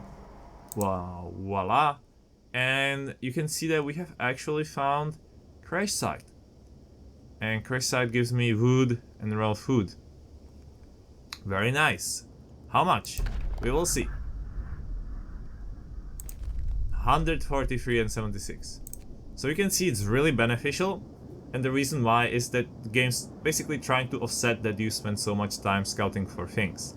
However, it's uncertain source of things, and if these were people, I'd be in trouble. Well, the reason why the game gave me these particular resources is that it expects me to run out of food and wood because, you know, I have these people here. And so that's why it gives me these resources right away. But if I would have one team and I would go here to Lost Expedition and then I would go to, as far as I know, anywhere else but here, I would just get more people. And my town would be incapable to take care of them. And again, I would kind of lose. So, but now we are super ready for these people. And we're gonna have a great time once they arrive. So this is pretty awesome. Anyway, I want to show you a little bit how to do the Outpost Depot. And also where to look for Outpost Depot and some of the random events. So I will kind of speed up the time in the video, probably just speed up, and once we arrive to that point, I will talk about it.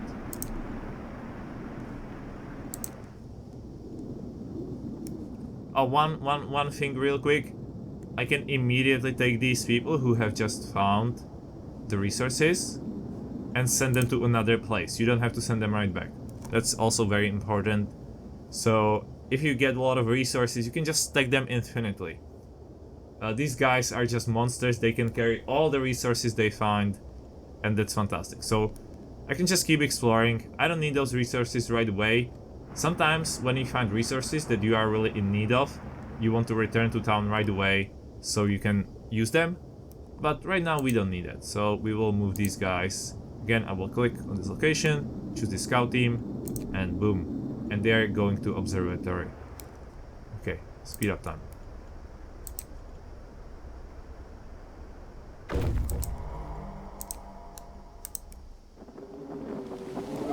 Nice little cutscene.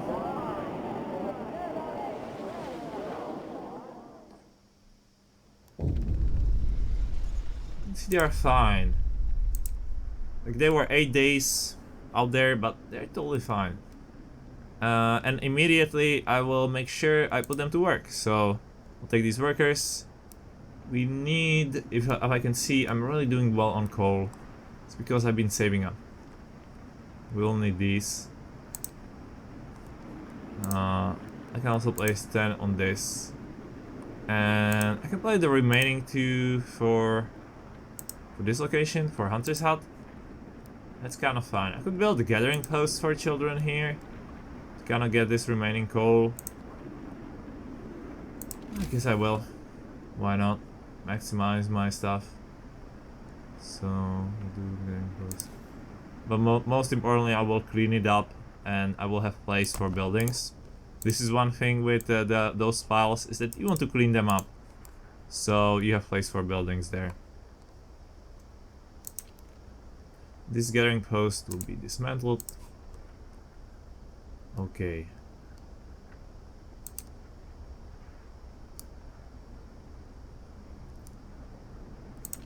I'll just make sure all the workplaces where I assign people have heaters on. And the game basically suggests me search for more people. I will also turn on this heater, because now I know the people will need heating at night. So I'm going to do that. And our scouts who have arrived to the city are immediately going to be sent somewhere else. Gloomy Cave. Yeah, I think Gloomy Cave is the event, so I'll send them here to show you. Okay, we'll speed up down once again. Night is coming. Put down your tools. I will not use overdrive because we have a little bit of decrease in temperature. So we can wait. Oh, we have 9 engineers. Okay, we'll send engineers to the coal mines. It's fine. Take away one guy.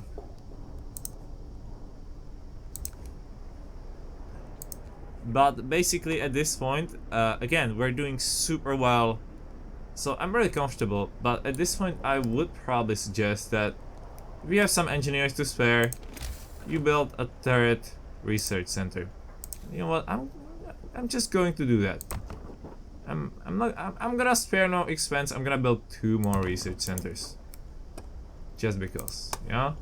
Just because I wanna show you how to do it for real. Just gonna build 2 more. Alright. Our scouts have reached yet another location, and again, survivors. And you can see in this economy tab, housing. We'll just inhabitants.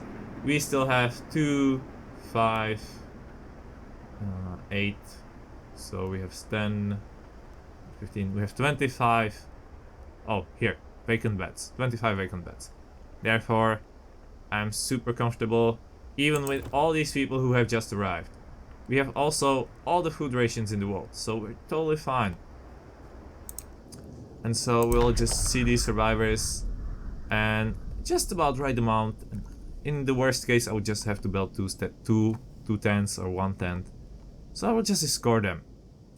Oh, we have a new potential event here. You can just let the survivors die. So you can do that. But we really want workers, so it's stupid. But there are some events where you can, for example, find somebody who is maybe cannibal. So it's on you whether you want to escort them to the city or just leave them to die. But this one is kind of like, we have just some refugees really trying to get in a safe place. So of course we will escort them to the city. Our city is awesome, and we want more workers.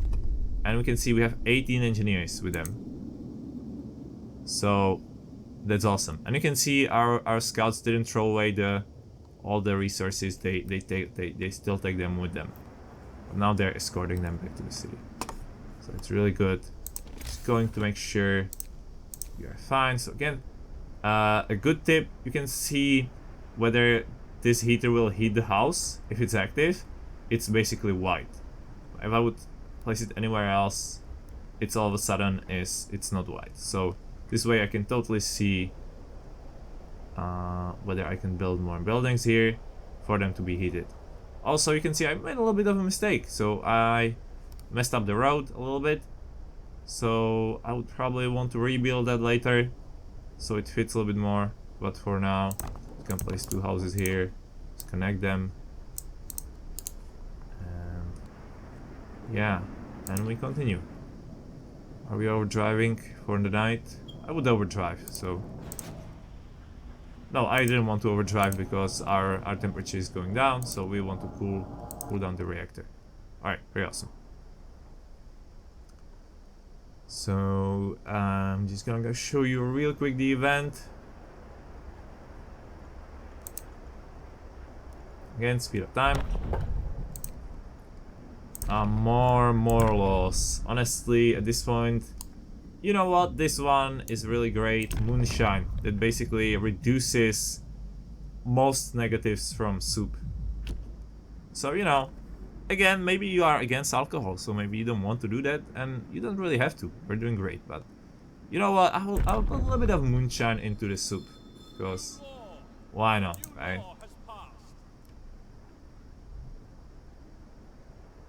I wouldn't do that in real life, but yeah, it's fine here.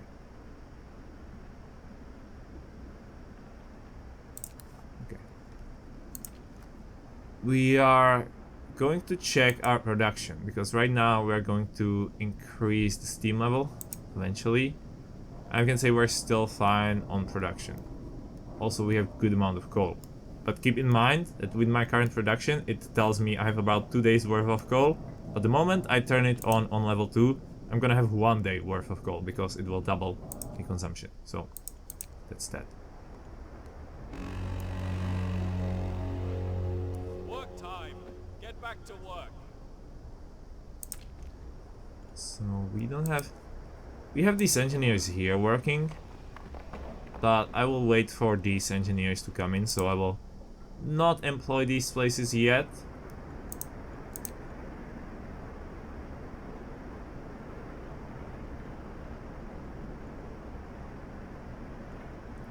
You can see I'm kind of balancing out, right? Right now I'm employing most people in sawmills because I'm full on food. But once I will be reaching a point where my wood is full again, I will just move people to work in hunters' huts. Same goes for coal, though usually you want to stockpile coal, so if you have some resources to spare, I suggest building single piece of this resource depot somewhere around here, just so you can stockpile that. We'll build a pub because I like the pub. It's cool. It's really nice. People will be really excited about it. Fits. Yep. You know, I'm kind of wasteful here. I'm not doing that well on steel and wood, but I'll just build the pub. Why not? Okay. Awesome. And now we have new research, and we will improve a couple things. I wanna really go for Outpost Depot, but I don't know if I can afford it, and if I need it. That's more important, right? So it will take some time before the Outpost Depot gets online, and I could research some really useful laws before Outpost Depot to immediately utilize the stuff. And actually I will do that. Hunting tactics will relieve some people from hunters' huts, and so more people can work at mines and so on. So I will absolutely do hunting tactics. I will not do that. I will do that. I just need to wait 1 second for 30 wood. Here we go.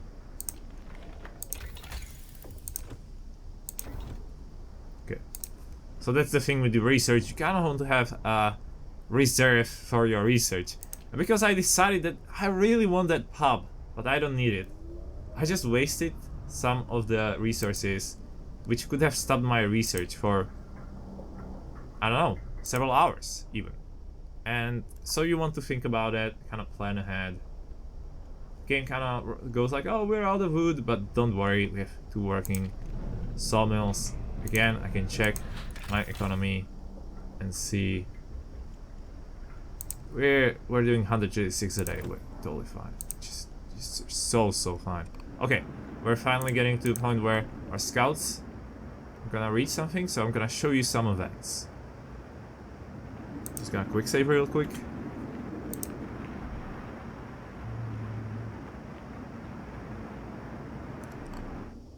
See, I cannot watch it in real time outside because the game just always pauses.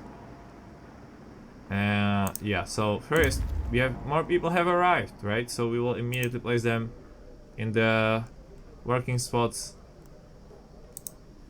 So we will relieve these engineers. I want the normal workers to work here. Actually, yeah. We'll put all these engineers to research. And now we have 17 engineers on the top. And I want some people to be in hunters' huts. So I will actually place engineers back. I will relieve some workers here.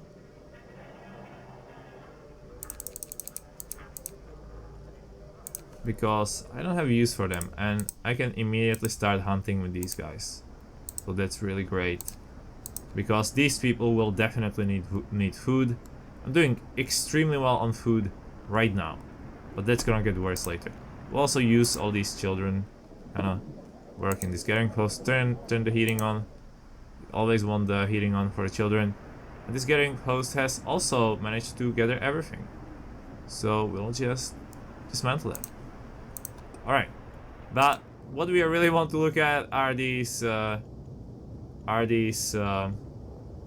events. So we have this event over here of survivors. And it says dilemma. That's because there is dilemma indeed. And basically says, oh, these people are about to be killed by these bears. So you can either leave the bears alone, because your scouts are at risk, or you can try to save the bears. But we're not sure if these scouts will be able to fend them off. But I'll try to kind of like give you a little bit of a more pragmatic approach. And that's simply, these are 3 kids, that's kind of useless, but 19 engineers and 12 workers. That's a lot. Whereas these scouts are 5 workers and 40 wood. So I totally see the trade-off that we really want to save these people. But what there's a mistake you could make. That mistake is that you simply carry some resources on you, and if your scouts die, you will lose all the resources. That's something you cannot know in advance, but you know. So what can happen is that you can actually just lose a lot of resources that could be vital, especially on harder difficulties. So in that sense, maybe it's better to not attack them, right? Or you can save and scum save. That's a thing too, because there's a chance that your scouts will survive. But right now, I'm kind of like, you know, I didn't have any resources on me, so I totally will risk attacking the bears.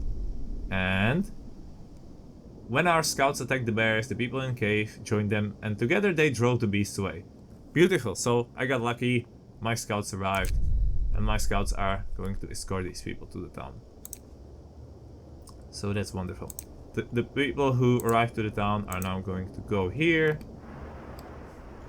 And it's going soon. I will close this tutorial part about scouts, but I wanted to show you the outposts. So I want to real quick speed everything up. We will need more places for people to stay. Potentially not too many, but just so we are sure. And you can see I beautifully stacked these around this single steam hub. So it's very efficient. I do not use much coal at all, and I'm doing really great. All the people are having wonderful, bountiful day full of heat. I made a misplay here. I upgraded the generator, and I didn't put the heat level down. And that costs me quite some coal, which is fine. Again, we're on normal difficulty, but on higher difficulty I would definitely turn it down 1 level through the day, because there's no benefit to not do that. You know what, we're fine. And I'm going to do the the outpost depot to show you outpost depot. Very, very elemental. Very, very elemental upgrade. I'm just kind of thinking. You know what? We'll keep it running. It's fine. I'll check my consumption. You can see it's not very good. So, just to show you. But don't worry. I will use a little trick. So, to save up. And you know that trick, it's overdrive. So, throughout the night, I'll just turn the steam level down and put on overdrive. We really want to make use of that overdrive gauge. If you have no red on overdrive gauge, then you're not playing this game well.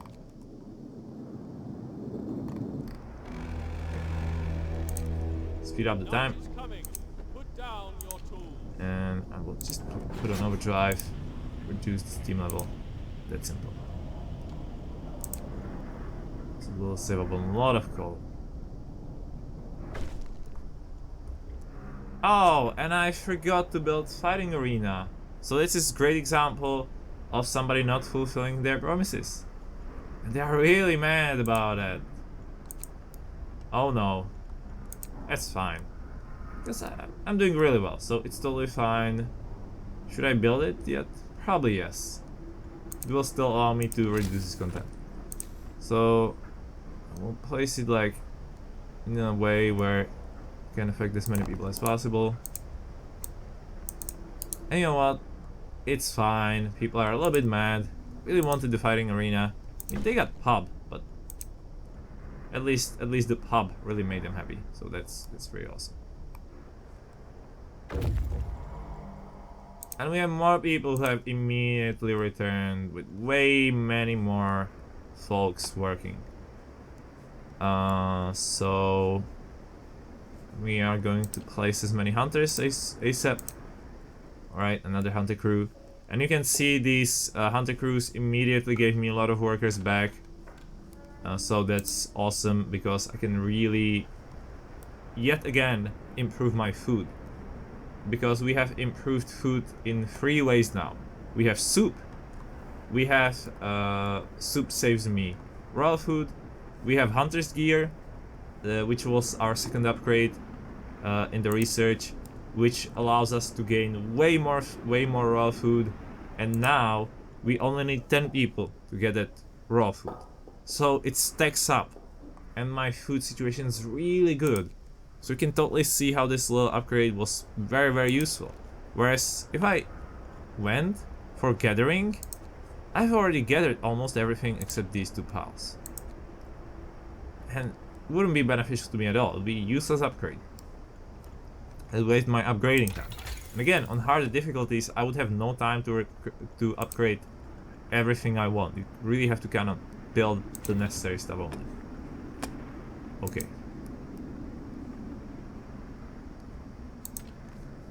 So we're using that overdrive gauge for the night. So people are beautifully heated. Nobody will fall ill thanks to that. And that's awesome.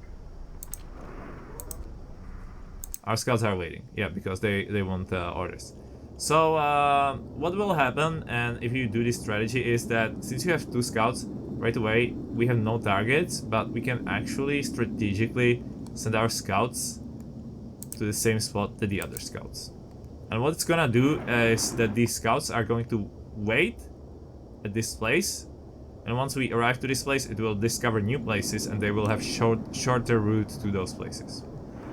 So that's another thing you can do. Send if you don't have if you have only 1 place to discover, just send both scouts there, because it will usually give you more places to look at. Then you can divide them. Okay, we're gonna move very, very quickly. Yeah, people are a little bit annoyed about the fighting arena. Really, I'm so sorry. Okay, I totally forgot. I mean, that, you know, those mistakes are fine on this difficulty. Really, nothing too bad.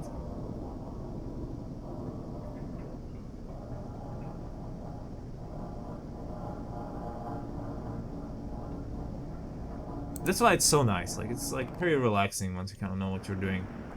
It's actually really pleasant to play on normal.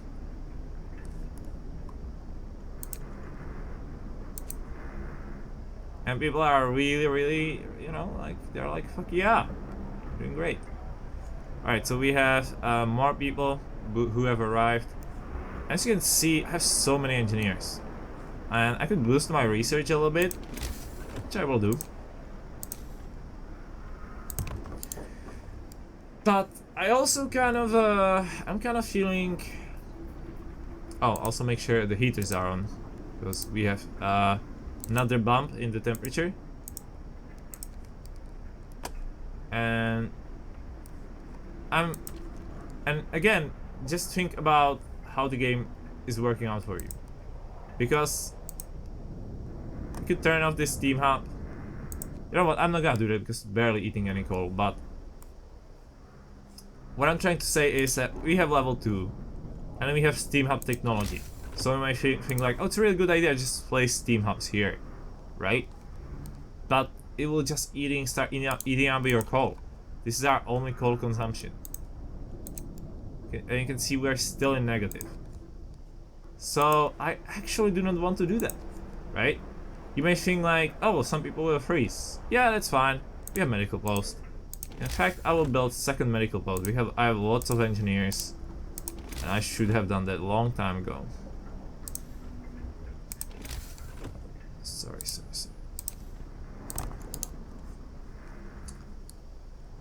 And I will also place away some of the workers, some engineers here. And instead we'll put these workers to hunt. And guess we'll remove these engineers here. Right, we have some reserve, right? I could go and build probably more sawmills too. Again, if I wanted to min-max, it would probably be really sensible at this situation. Because I have lots of people that allow me to work. You can see I immediately kind of look at my numbers and see I have a lot of engineers. I can build a couple more research centers. And I can build second medical center because since we have a lot of engineers, we will also have 180 people instead of 80 people. And therefore, we will need more medical care because more people will fall sick proportionately. And also, we need more hunters because now everybody will eat way more. So, as you can see, I'm kind of solving it along the way. I've got placed 5 engineers here.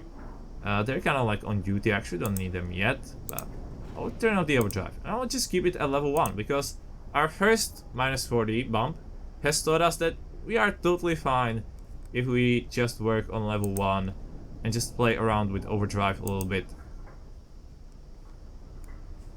So it's not really nothing concerning. We have the heaters everywhere, so yeah, the temperature is not the best, but it's not the worst. Okay, so scouts. And there we go. Scouts have finally arrived, and we have found steam cores, food rations, and wood. That's just phenomenal. But we are also given another area, and we're gonna go there right away. You know what? Actually, I will utilize the fact that I have like two groups,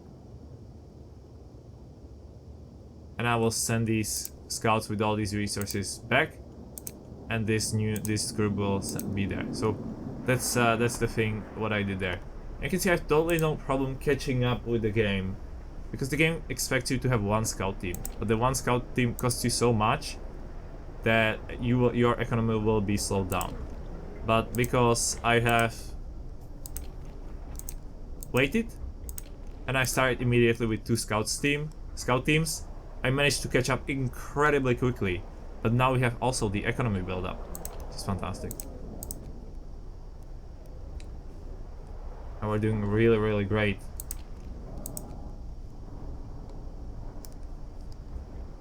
Right? And you can see we are getting our second steam core, which means we're gonna get our second coal mine. And that's kind of the necessity for us to be able to run steam level 2.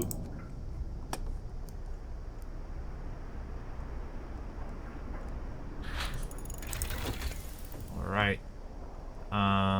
kind of like trying to think, what should we do next?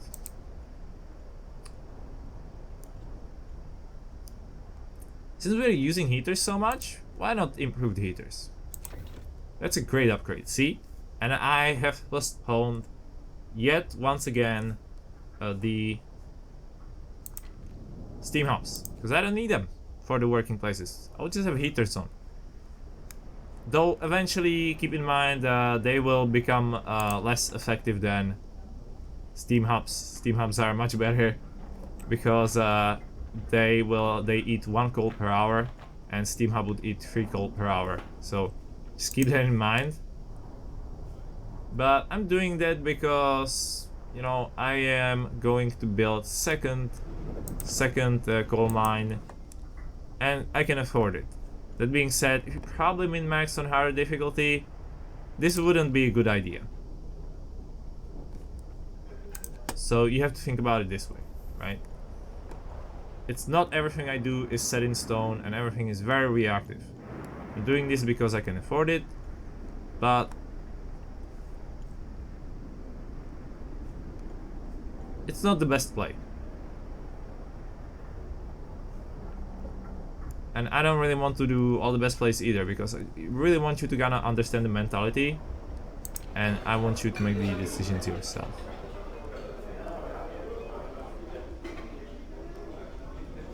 Okay. Speed up the time.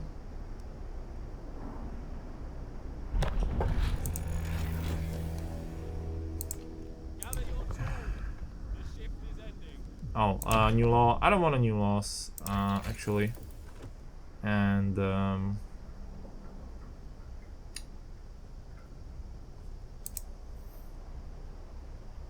I'll just look real quick. I don't really want to waste sometimes. Oh yeah, Steam still works. So I should have probably gone for this instead. Honestly, it's much better upgrade. But the better heaters will be useful later. But I kind of like skipped the line with that upgrade. It honestly wasn't necessary at all.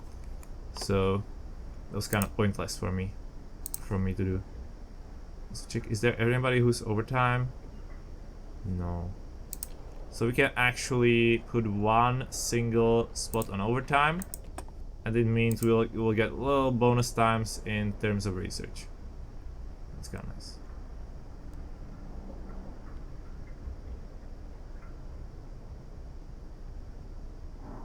So we are speeding up. I really want to show you the depot, which I have, by the way. I could already build it. So let's go. The outpost depot. So it doesn't matter where you place it, but you have like 2 spots here. Just keep in mind you need one of these for 1 outpost depot. This is pretty expensive building, but as you can see, we're doing so well. It's totally fine. It's totally fine. So I'm just gonna place it here, and I'm just gonna place it here. Speed it up, and we're gonna again utilize overdrive for the night, because we don't want our people to fall sick, and our production of coal isn't the best, so you know.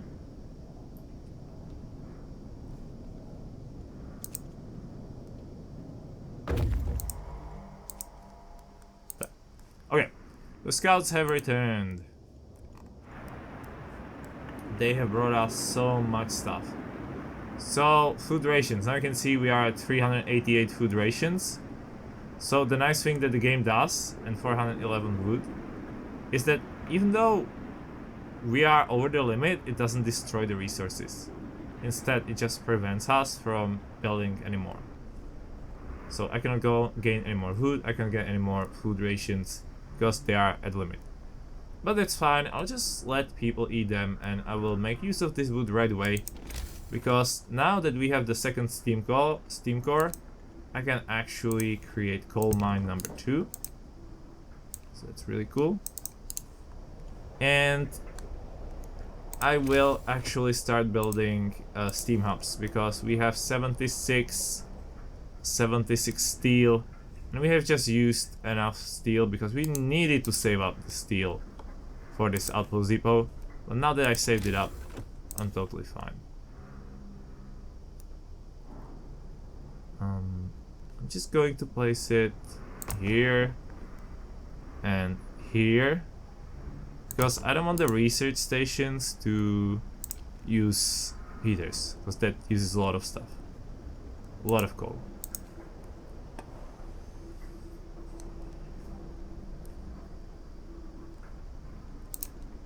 Okay.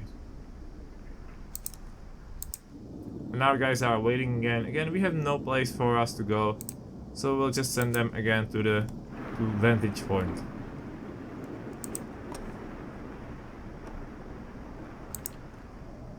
We're overdriving, so be really careful not to reach the limit throughout the night.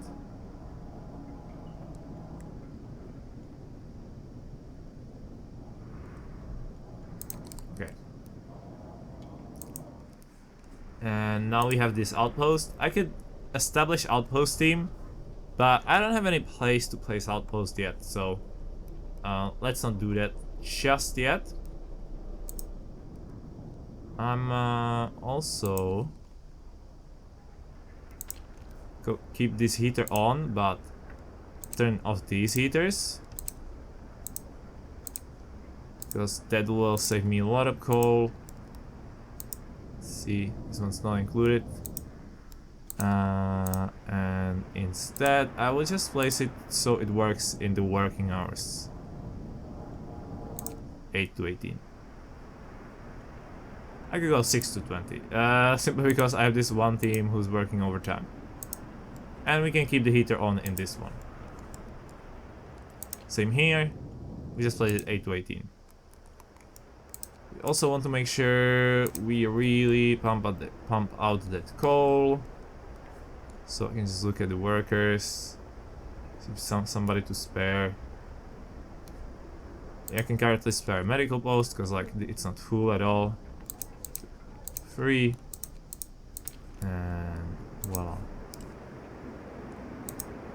Okay, I can you sort of want people to not fall ill, so if it means you have to kind of overspend on coal, it's sometimes fine to just a little bit overdo it with heating, but since we're fine, I'm not gonna heat these locations either. We have just children. Again, you can see I passed child labor, but I'm not using it effectively anymore. I'm just using them in a single cooking house and in this place, and once this will be gathered, I will not use it anymore. So we're arriving to the steel bridge.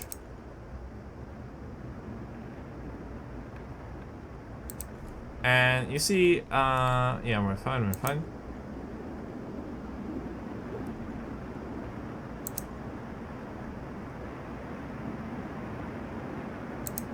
And I can already kind of rest up the generator and turn the steam to level 2, because our coal production will skyrocket right now, so I can totally afford that. The game kind of warns me 17 hours left.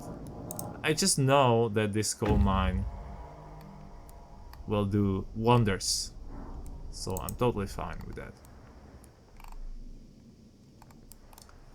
Our production is going to be super good.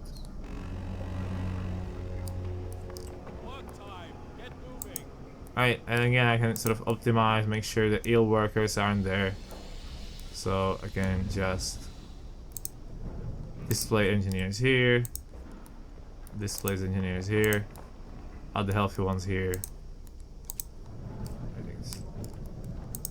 And somehow they stayed here. Okay. It's fine. It's fine. What's important are these scouts that have arrived to the place. And bridge to Winterhome. We have found automaton. And this is a bait.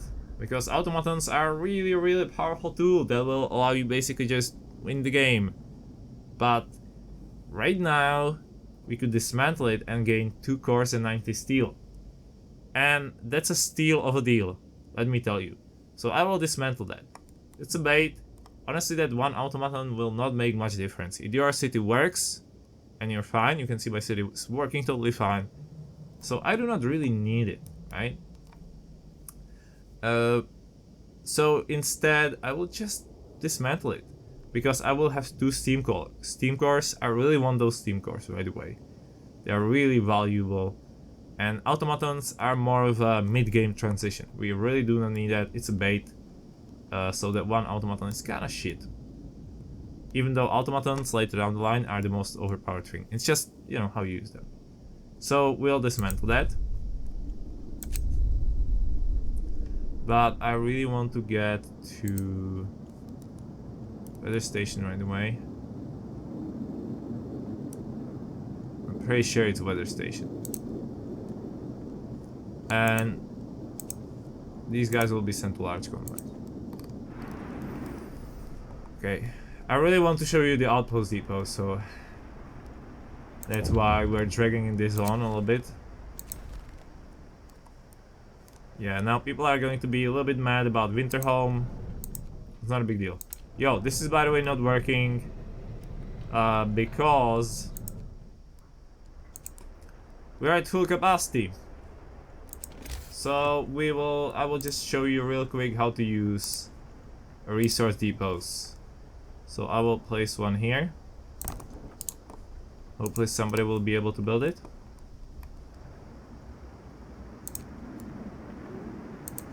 Okay, I'll just fire you. Go build it.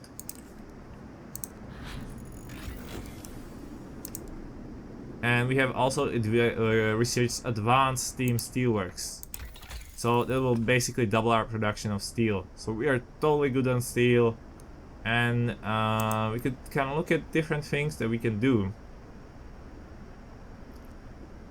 And I don't want to teach you wrong things, because like I think I can afford to go for a factory and start transitioning to automatons early.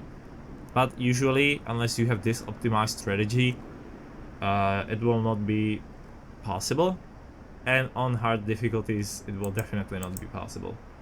So instead, just look at like different upgrades that we have.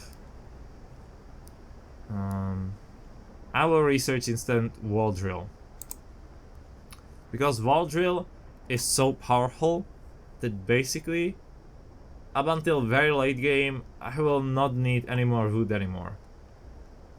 I don't really need steam wall drill, and I don't really need advanced wall drill, but it's nice to upgrade it in the late game. But this building alone is the best source of wood, and the only source of wood that we are ever going to need. So I will research that one. I will also build that resource depot and show you real quick.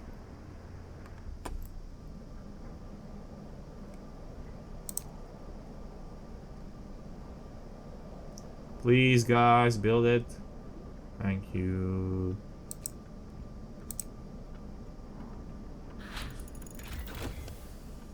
Wall drill research. We cannot build it yet. Reason why we cannot build it is because we don't have steam cores. But guess what? I dismantled that automaton, so now I have steam cores. And now I can build not one but 2 wall drills. And those wall drills will supply me with wood for the rest of the game. Whereas if I had one automaton, that automaton wouldn't even have place to work at. So, you know, it's a little bit of a bait. Okay, I can a little bit maybe optimize my coal gain. This is a really powerful upgrade, because this makes my overdrive to give me +2 heat. So you can totally see the implications of this. You can just turn on the generator to level 1 for the night, and then overdrive, and your people will be nice and heated, and you will save a lot of coal. So that's a great upgrade. But again, we're not really in need of that, because we're kind of skyrocketing. And so we're fine on resources, we're fine on food, we're fine on heat. Let's just go for level 3, right from the gate. I'm not afraid of that. Okay, so resource depot, you will have a lot of them. But basically the way they work is that you just click on the resource they want to store, and you can store a lot of it. Now because I want to stockpile a coal, I wanna put it on coal. But if I had like a full something, it's much better to do it on that. That being said, we are full on food rations, but the thing is, what's gonna happen is that they're just not gonna cook, and instead I'll be stockpiling raw food, so I'm kind of fine on that. You know, the food production isn't really like time, it's really fast, so don't really need to bother with saving up time. Okay, we'll send these workers here, back here, and our scouts are going further into the unknown. Now, it could be effective to send them right back so I can put these steam cores to use, but honestly, not a big deal. And again, we don't have a good coal, right? So I can afford to just turn it down, put an overdrive.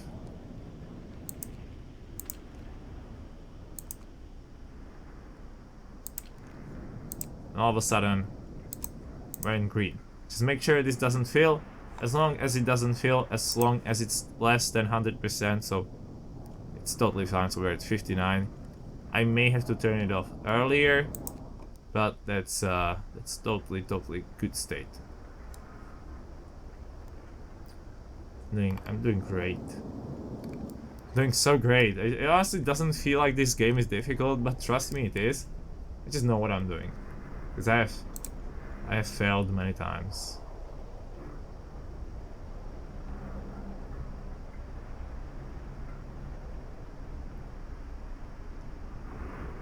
Okay, I really want to show the outposts real quick, and it's gonna happen right now. Not right now, but very soon.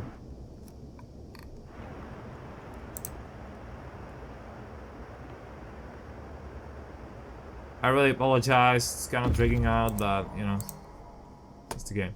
Okay, weather station, again, steam cores and coal. Oh my god, that's just so good. And we have discovered coal mine. Again, kind of directs me to the winter home, but I'll go to coal mine, because I really want to establish an outpost.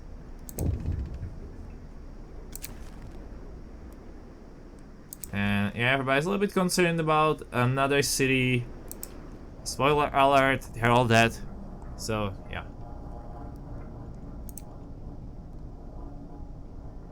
And you can see you're kind of like pushing in here. Just gonna turn it off. Turn on the steam level. Because we're going to have coal mine soon, and it's basically game changer. Coal mine. We'll have coal outpost depot. Soon, very soon. It's kind of scary, but don't worry.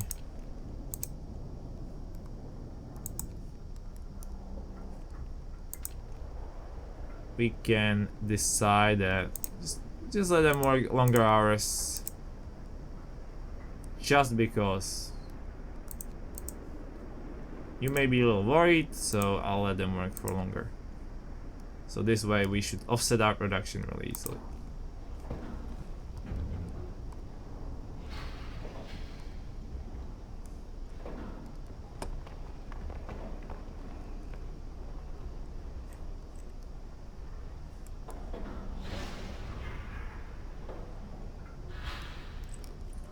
How many sick do we have?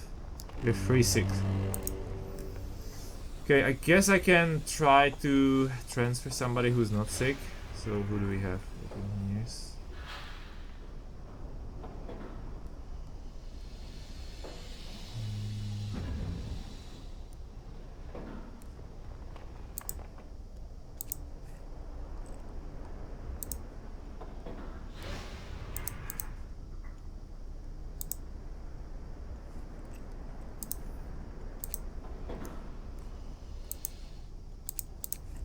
Because we really want the call, we don't want anybody to be sick here. And I can see it should be fine now. They're working at 100% efficiency. Wonderful. So yeah, you can see our consumption immediately went above, and we're safe again. But this is the thing with the coal; it can kind of run away. And that's why I'm really rushing towards this outpost depot, because it's a very good one. Get moving. Okay, we have mechanical calculators here. We're really good on technology. Like, again, generator at power grade sounds good, but I really don't have coal yet. So maybe we can secure it. And we have steam coal mine over here. That sounds really good. And I have found some steam cores. So that's a no-brainer, right?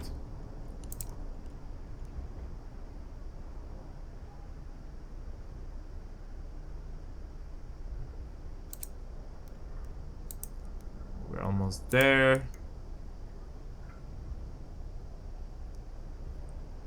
We're almost there.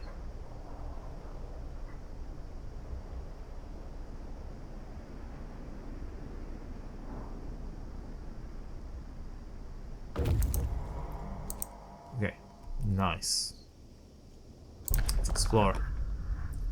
And we can decide to kind of dismantle everything and get a lot of resources and steam cores, but that's a bait. I really don't want to take everything, because I will use this outpost. And since we've discovered it, I can already move these scouts to the winter home. We can see there's this icon. I cannot close it up anymore, and that basically means we can establish outposts there.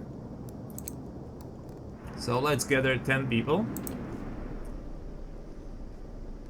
We will just release people from wood, because again we're just doing so well on wood. Or we could relieve one of the hunter groups, honestly. Those are just popping up. We are literally reaching the limit. So we will establish the outpost team. And they basically work the same way as scouts. So you have to send them to the coal mine, and once they arrive there, we will establish the outpost depot, and then they will supply your town with a lot of coal.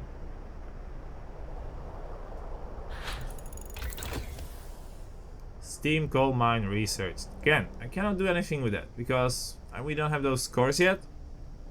But it's fine. We're doing totally fine. So let's look for another very useful upgrade. None of this is really useful. None of this is very useful either. And I think we can kind of go for generator efficiency, or we can get a little bit of more of coal. Kind of like safeguard our situation. They basically do the same. One decreases our consumption. This one increases our production.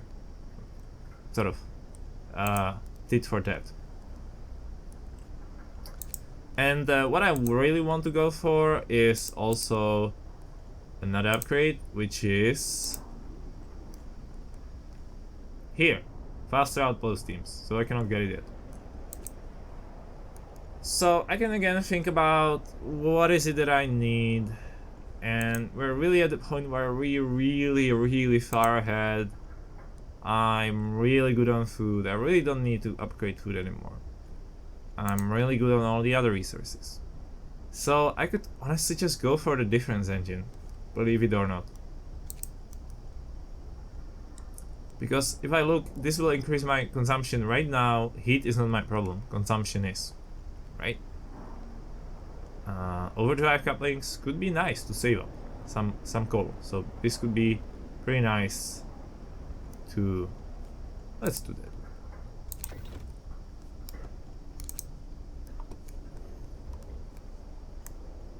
We'll not be able to research it today, but that's totally fine. We're just so ahead.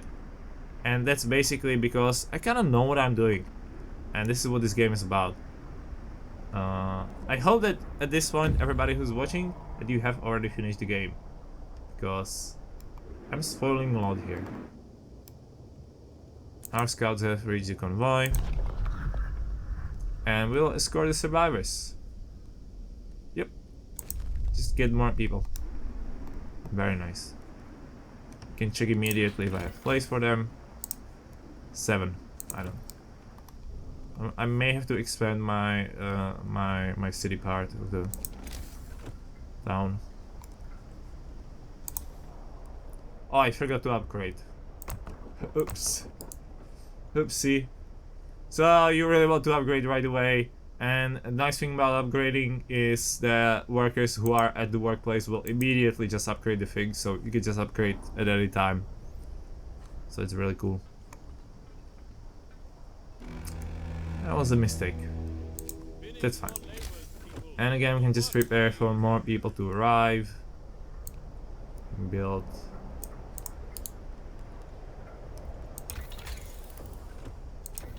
Can build steam hub. This. I will build a couple houses. You can see I'm stacking them around the fighting arena, because that gives me bonuses. So, yeah. Okay, I just really want to establish this outpost depot to finish this part of the tutorial. Alright.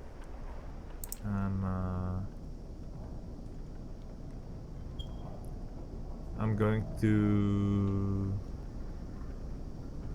You know what, we're totally fine, we're gonna get so much coal, so I can just keep it at steam level 2. I'm not bothered.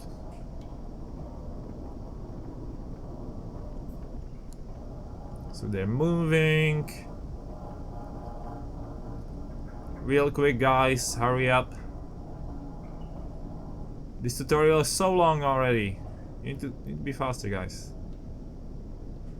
Alright. And we're here. And I basically click on build an outpost. They will use the resources I gave them to build an outpost. And now they will deliver every 24 hours 800 coal. And just so you can see the immediate effect, my consumption, even at level 2, is only half of that. That's really incredible. Because now I can start stockpiling it, and believe me, there will be times where your consumption will skyrocket. So you kind of, once you establish good production of steel and wood, you are totally gonna need a lot of coal. So that's why I'm stockpiling it ahead of time.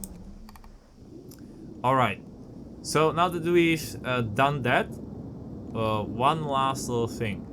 I'll show you, I cannot build them yet, but I'll show you wall drills. And I'll show you probably by just doing this. You can see these locations. This one with the tree, this one with the tree. That's where you place your wall drills. And your wall drills are basically going to allow you to get as much wood as you really ever need. So you can then dismantle these sawmills. Now on higher difficulties it's not effective to hit them with heaters because they are kind of far apart. But in our situation we could afford that. But that's why it's good to have heaters on higher level, well, once you come up with wall drills as well. And so I'll just kind of keep building the city. I'll kind of start adding, as people come in, like a little more hunters, so we are good on food. I will make sure my production of coal is maximized. Also make sure that I have enough steel and food to keep up with my research. So you also need to do that. And basically what you should expect now are several events. So I'll just kind of describe them really quickly, because I don't think I want to spoil them to you. I think you need to have a little bit of struggle. That, well, let's just say that you don't need to bother with hope, because don't worry, it's all gonna reset to this level no matter what you do. And you'll kind of have to get it back. So that's one thing that's gonna happen. The second thing that's gonna happen is that you are going to build factory if you are smart enough, and factory will allow you to build automatons with steam cores, and there's a stable way to get steam cores. And a little hint, outpost depot, so that's another great thing. And once you basically replace everybody in these coal mines and in these steelworks, and in these wall drills with automatons, you basically win the game. So, you know, I already spoke too much, and I think this is good enough for this tutorial. I wanted to go over the skill tree. I feel like I don't want to do that anymore. I think like you know a lot already, and I think this is good enough for this tutorial. And I just hope that you enjoy this game. There are also other cool scenarios, so we're gonna look at them real quick as the last little bit of showcase. So I'll just quit to the main menu. You have these scenarios, such as, for example, the arcs. I really like this one because this one basically gives you only 40 engineers. You will never get any other workers, and you have to build fully automated city, and you have to also make sure that these buildings do not fall below code, otherwise you're going to lose. So this one's pretty awesome. And you have other, such as refugees. This one's more social. It's gonna be social clash of 19th century, and these are the DLC ones. This one is also free. This one's pretty difficult because you already have a lot of things to do right from the start. So this is awesome. You can also go and do the endless mode, and endless mode has multiple options.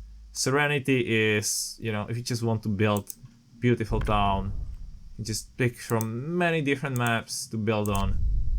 It's again really awesome.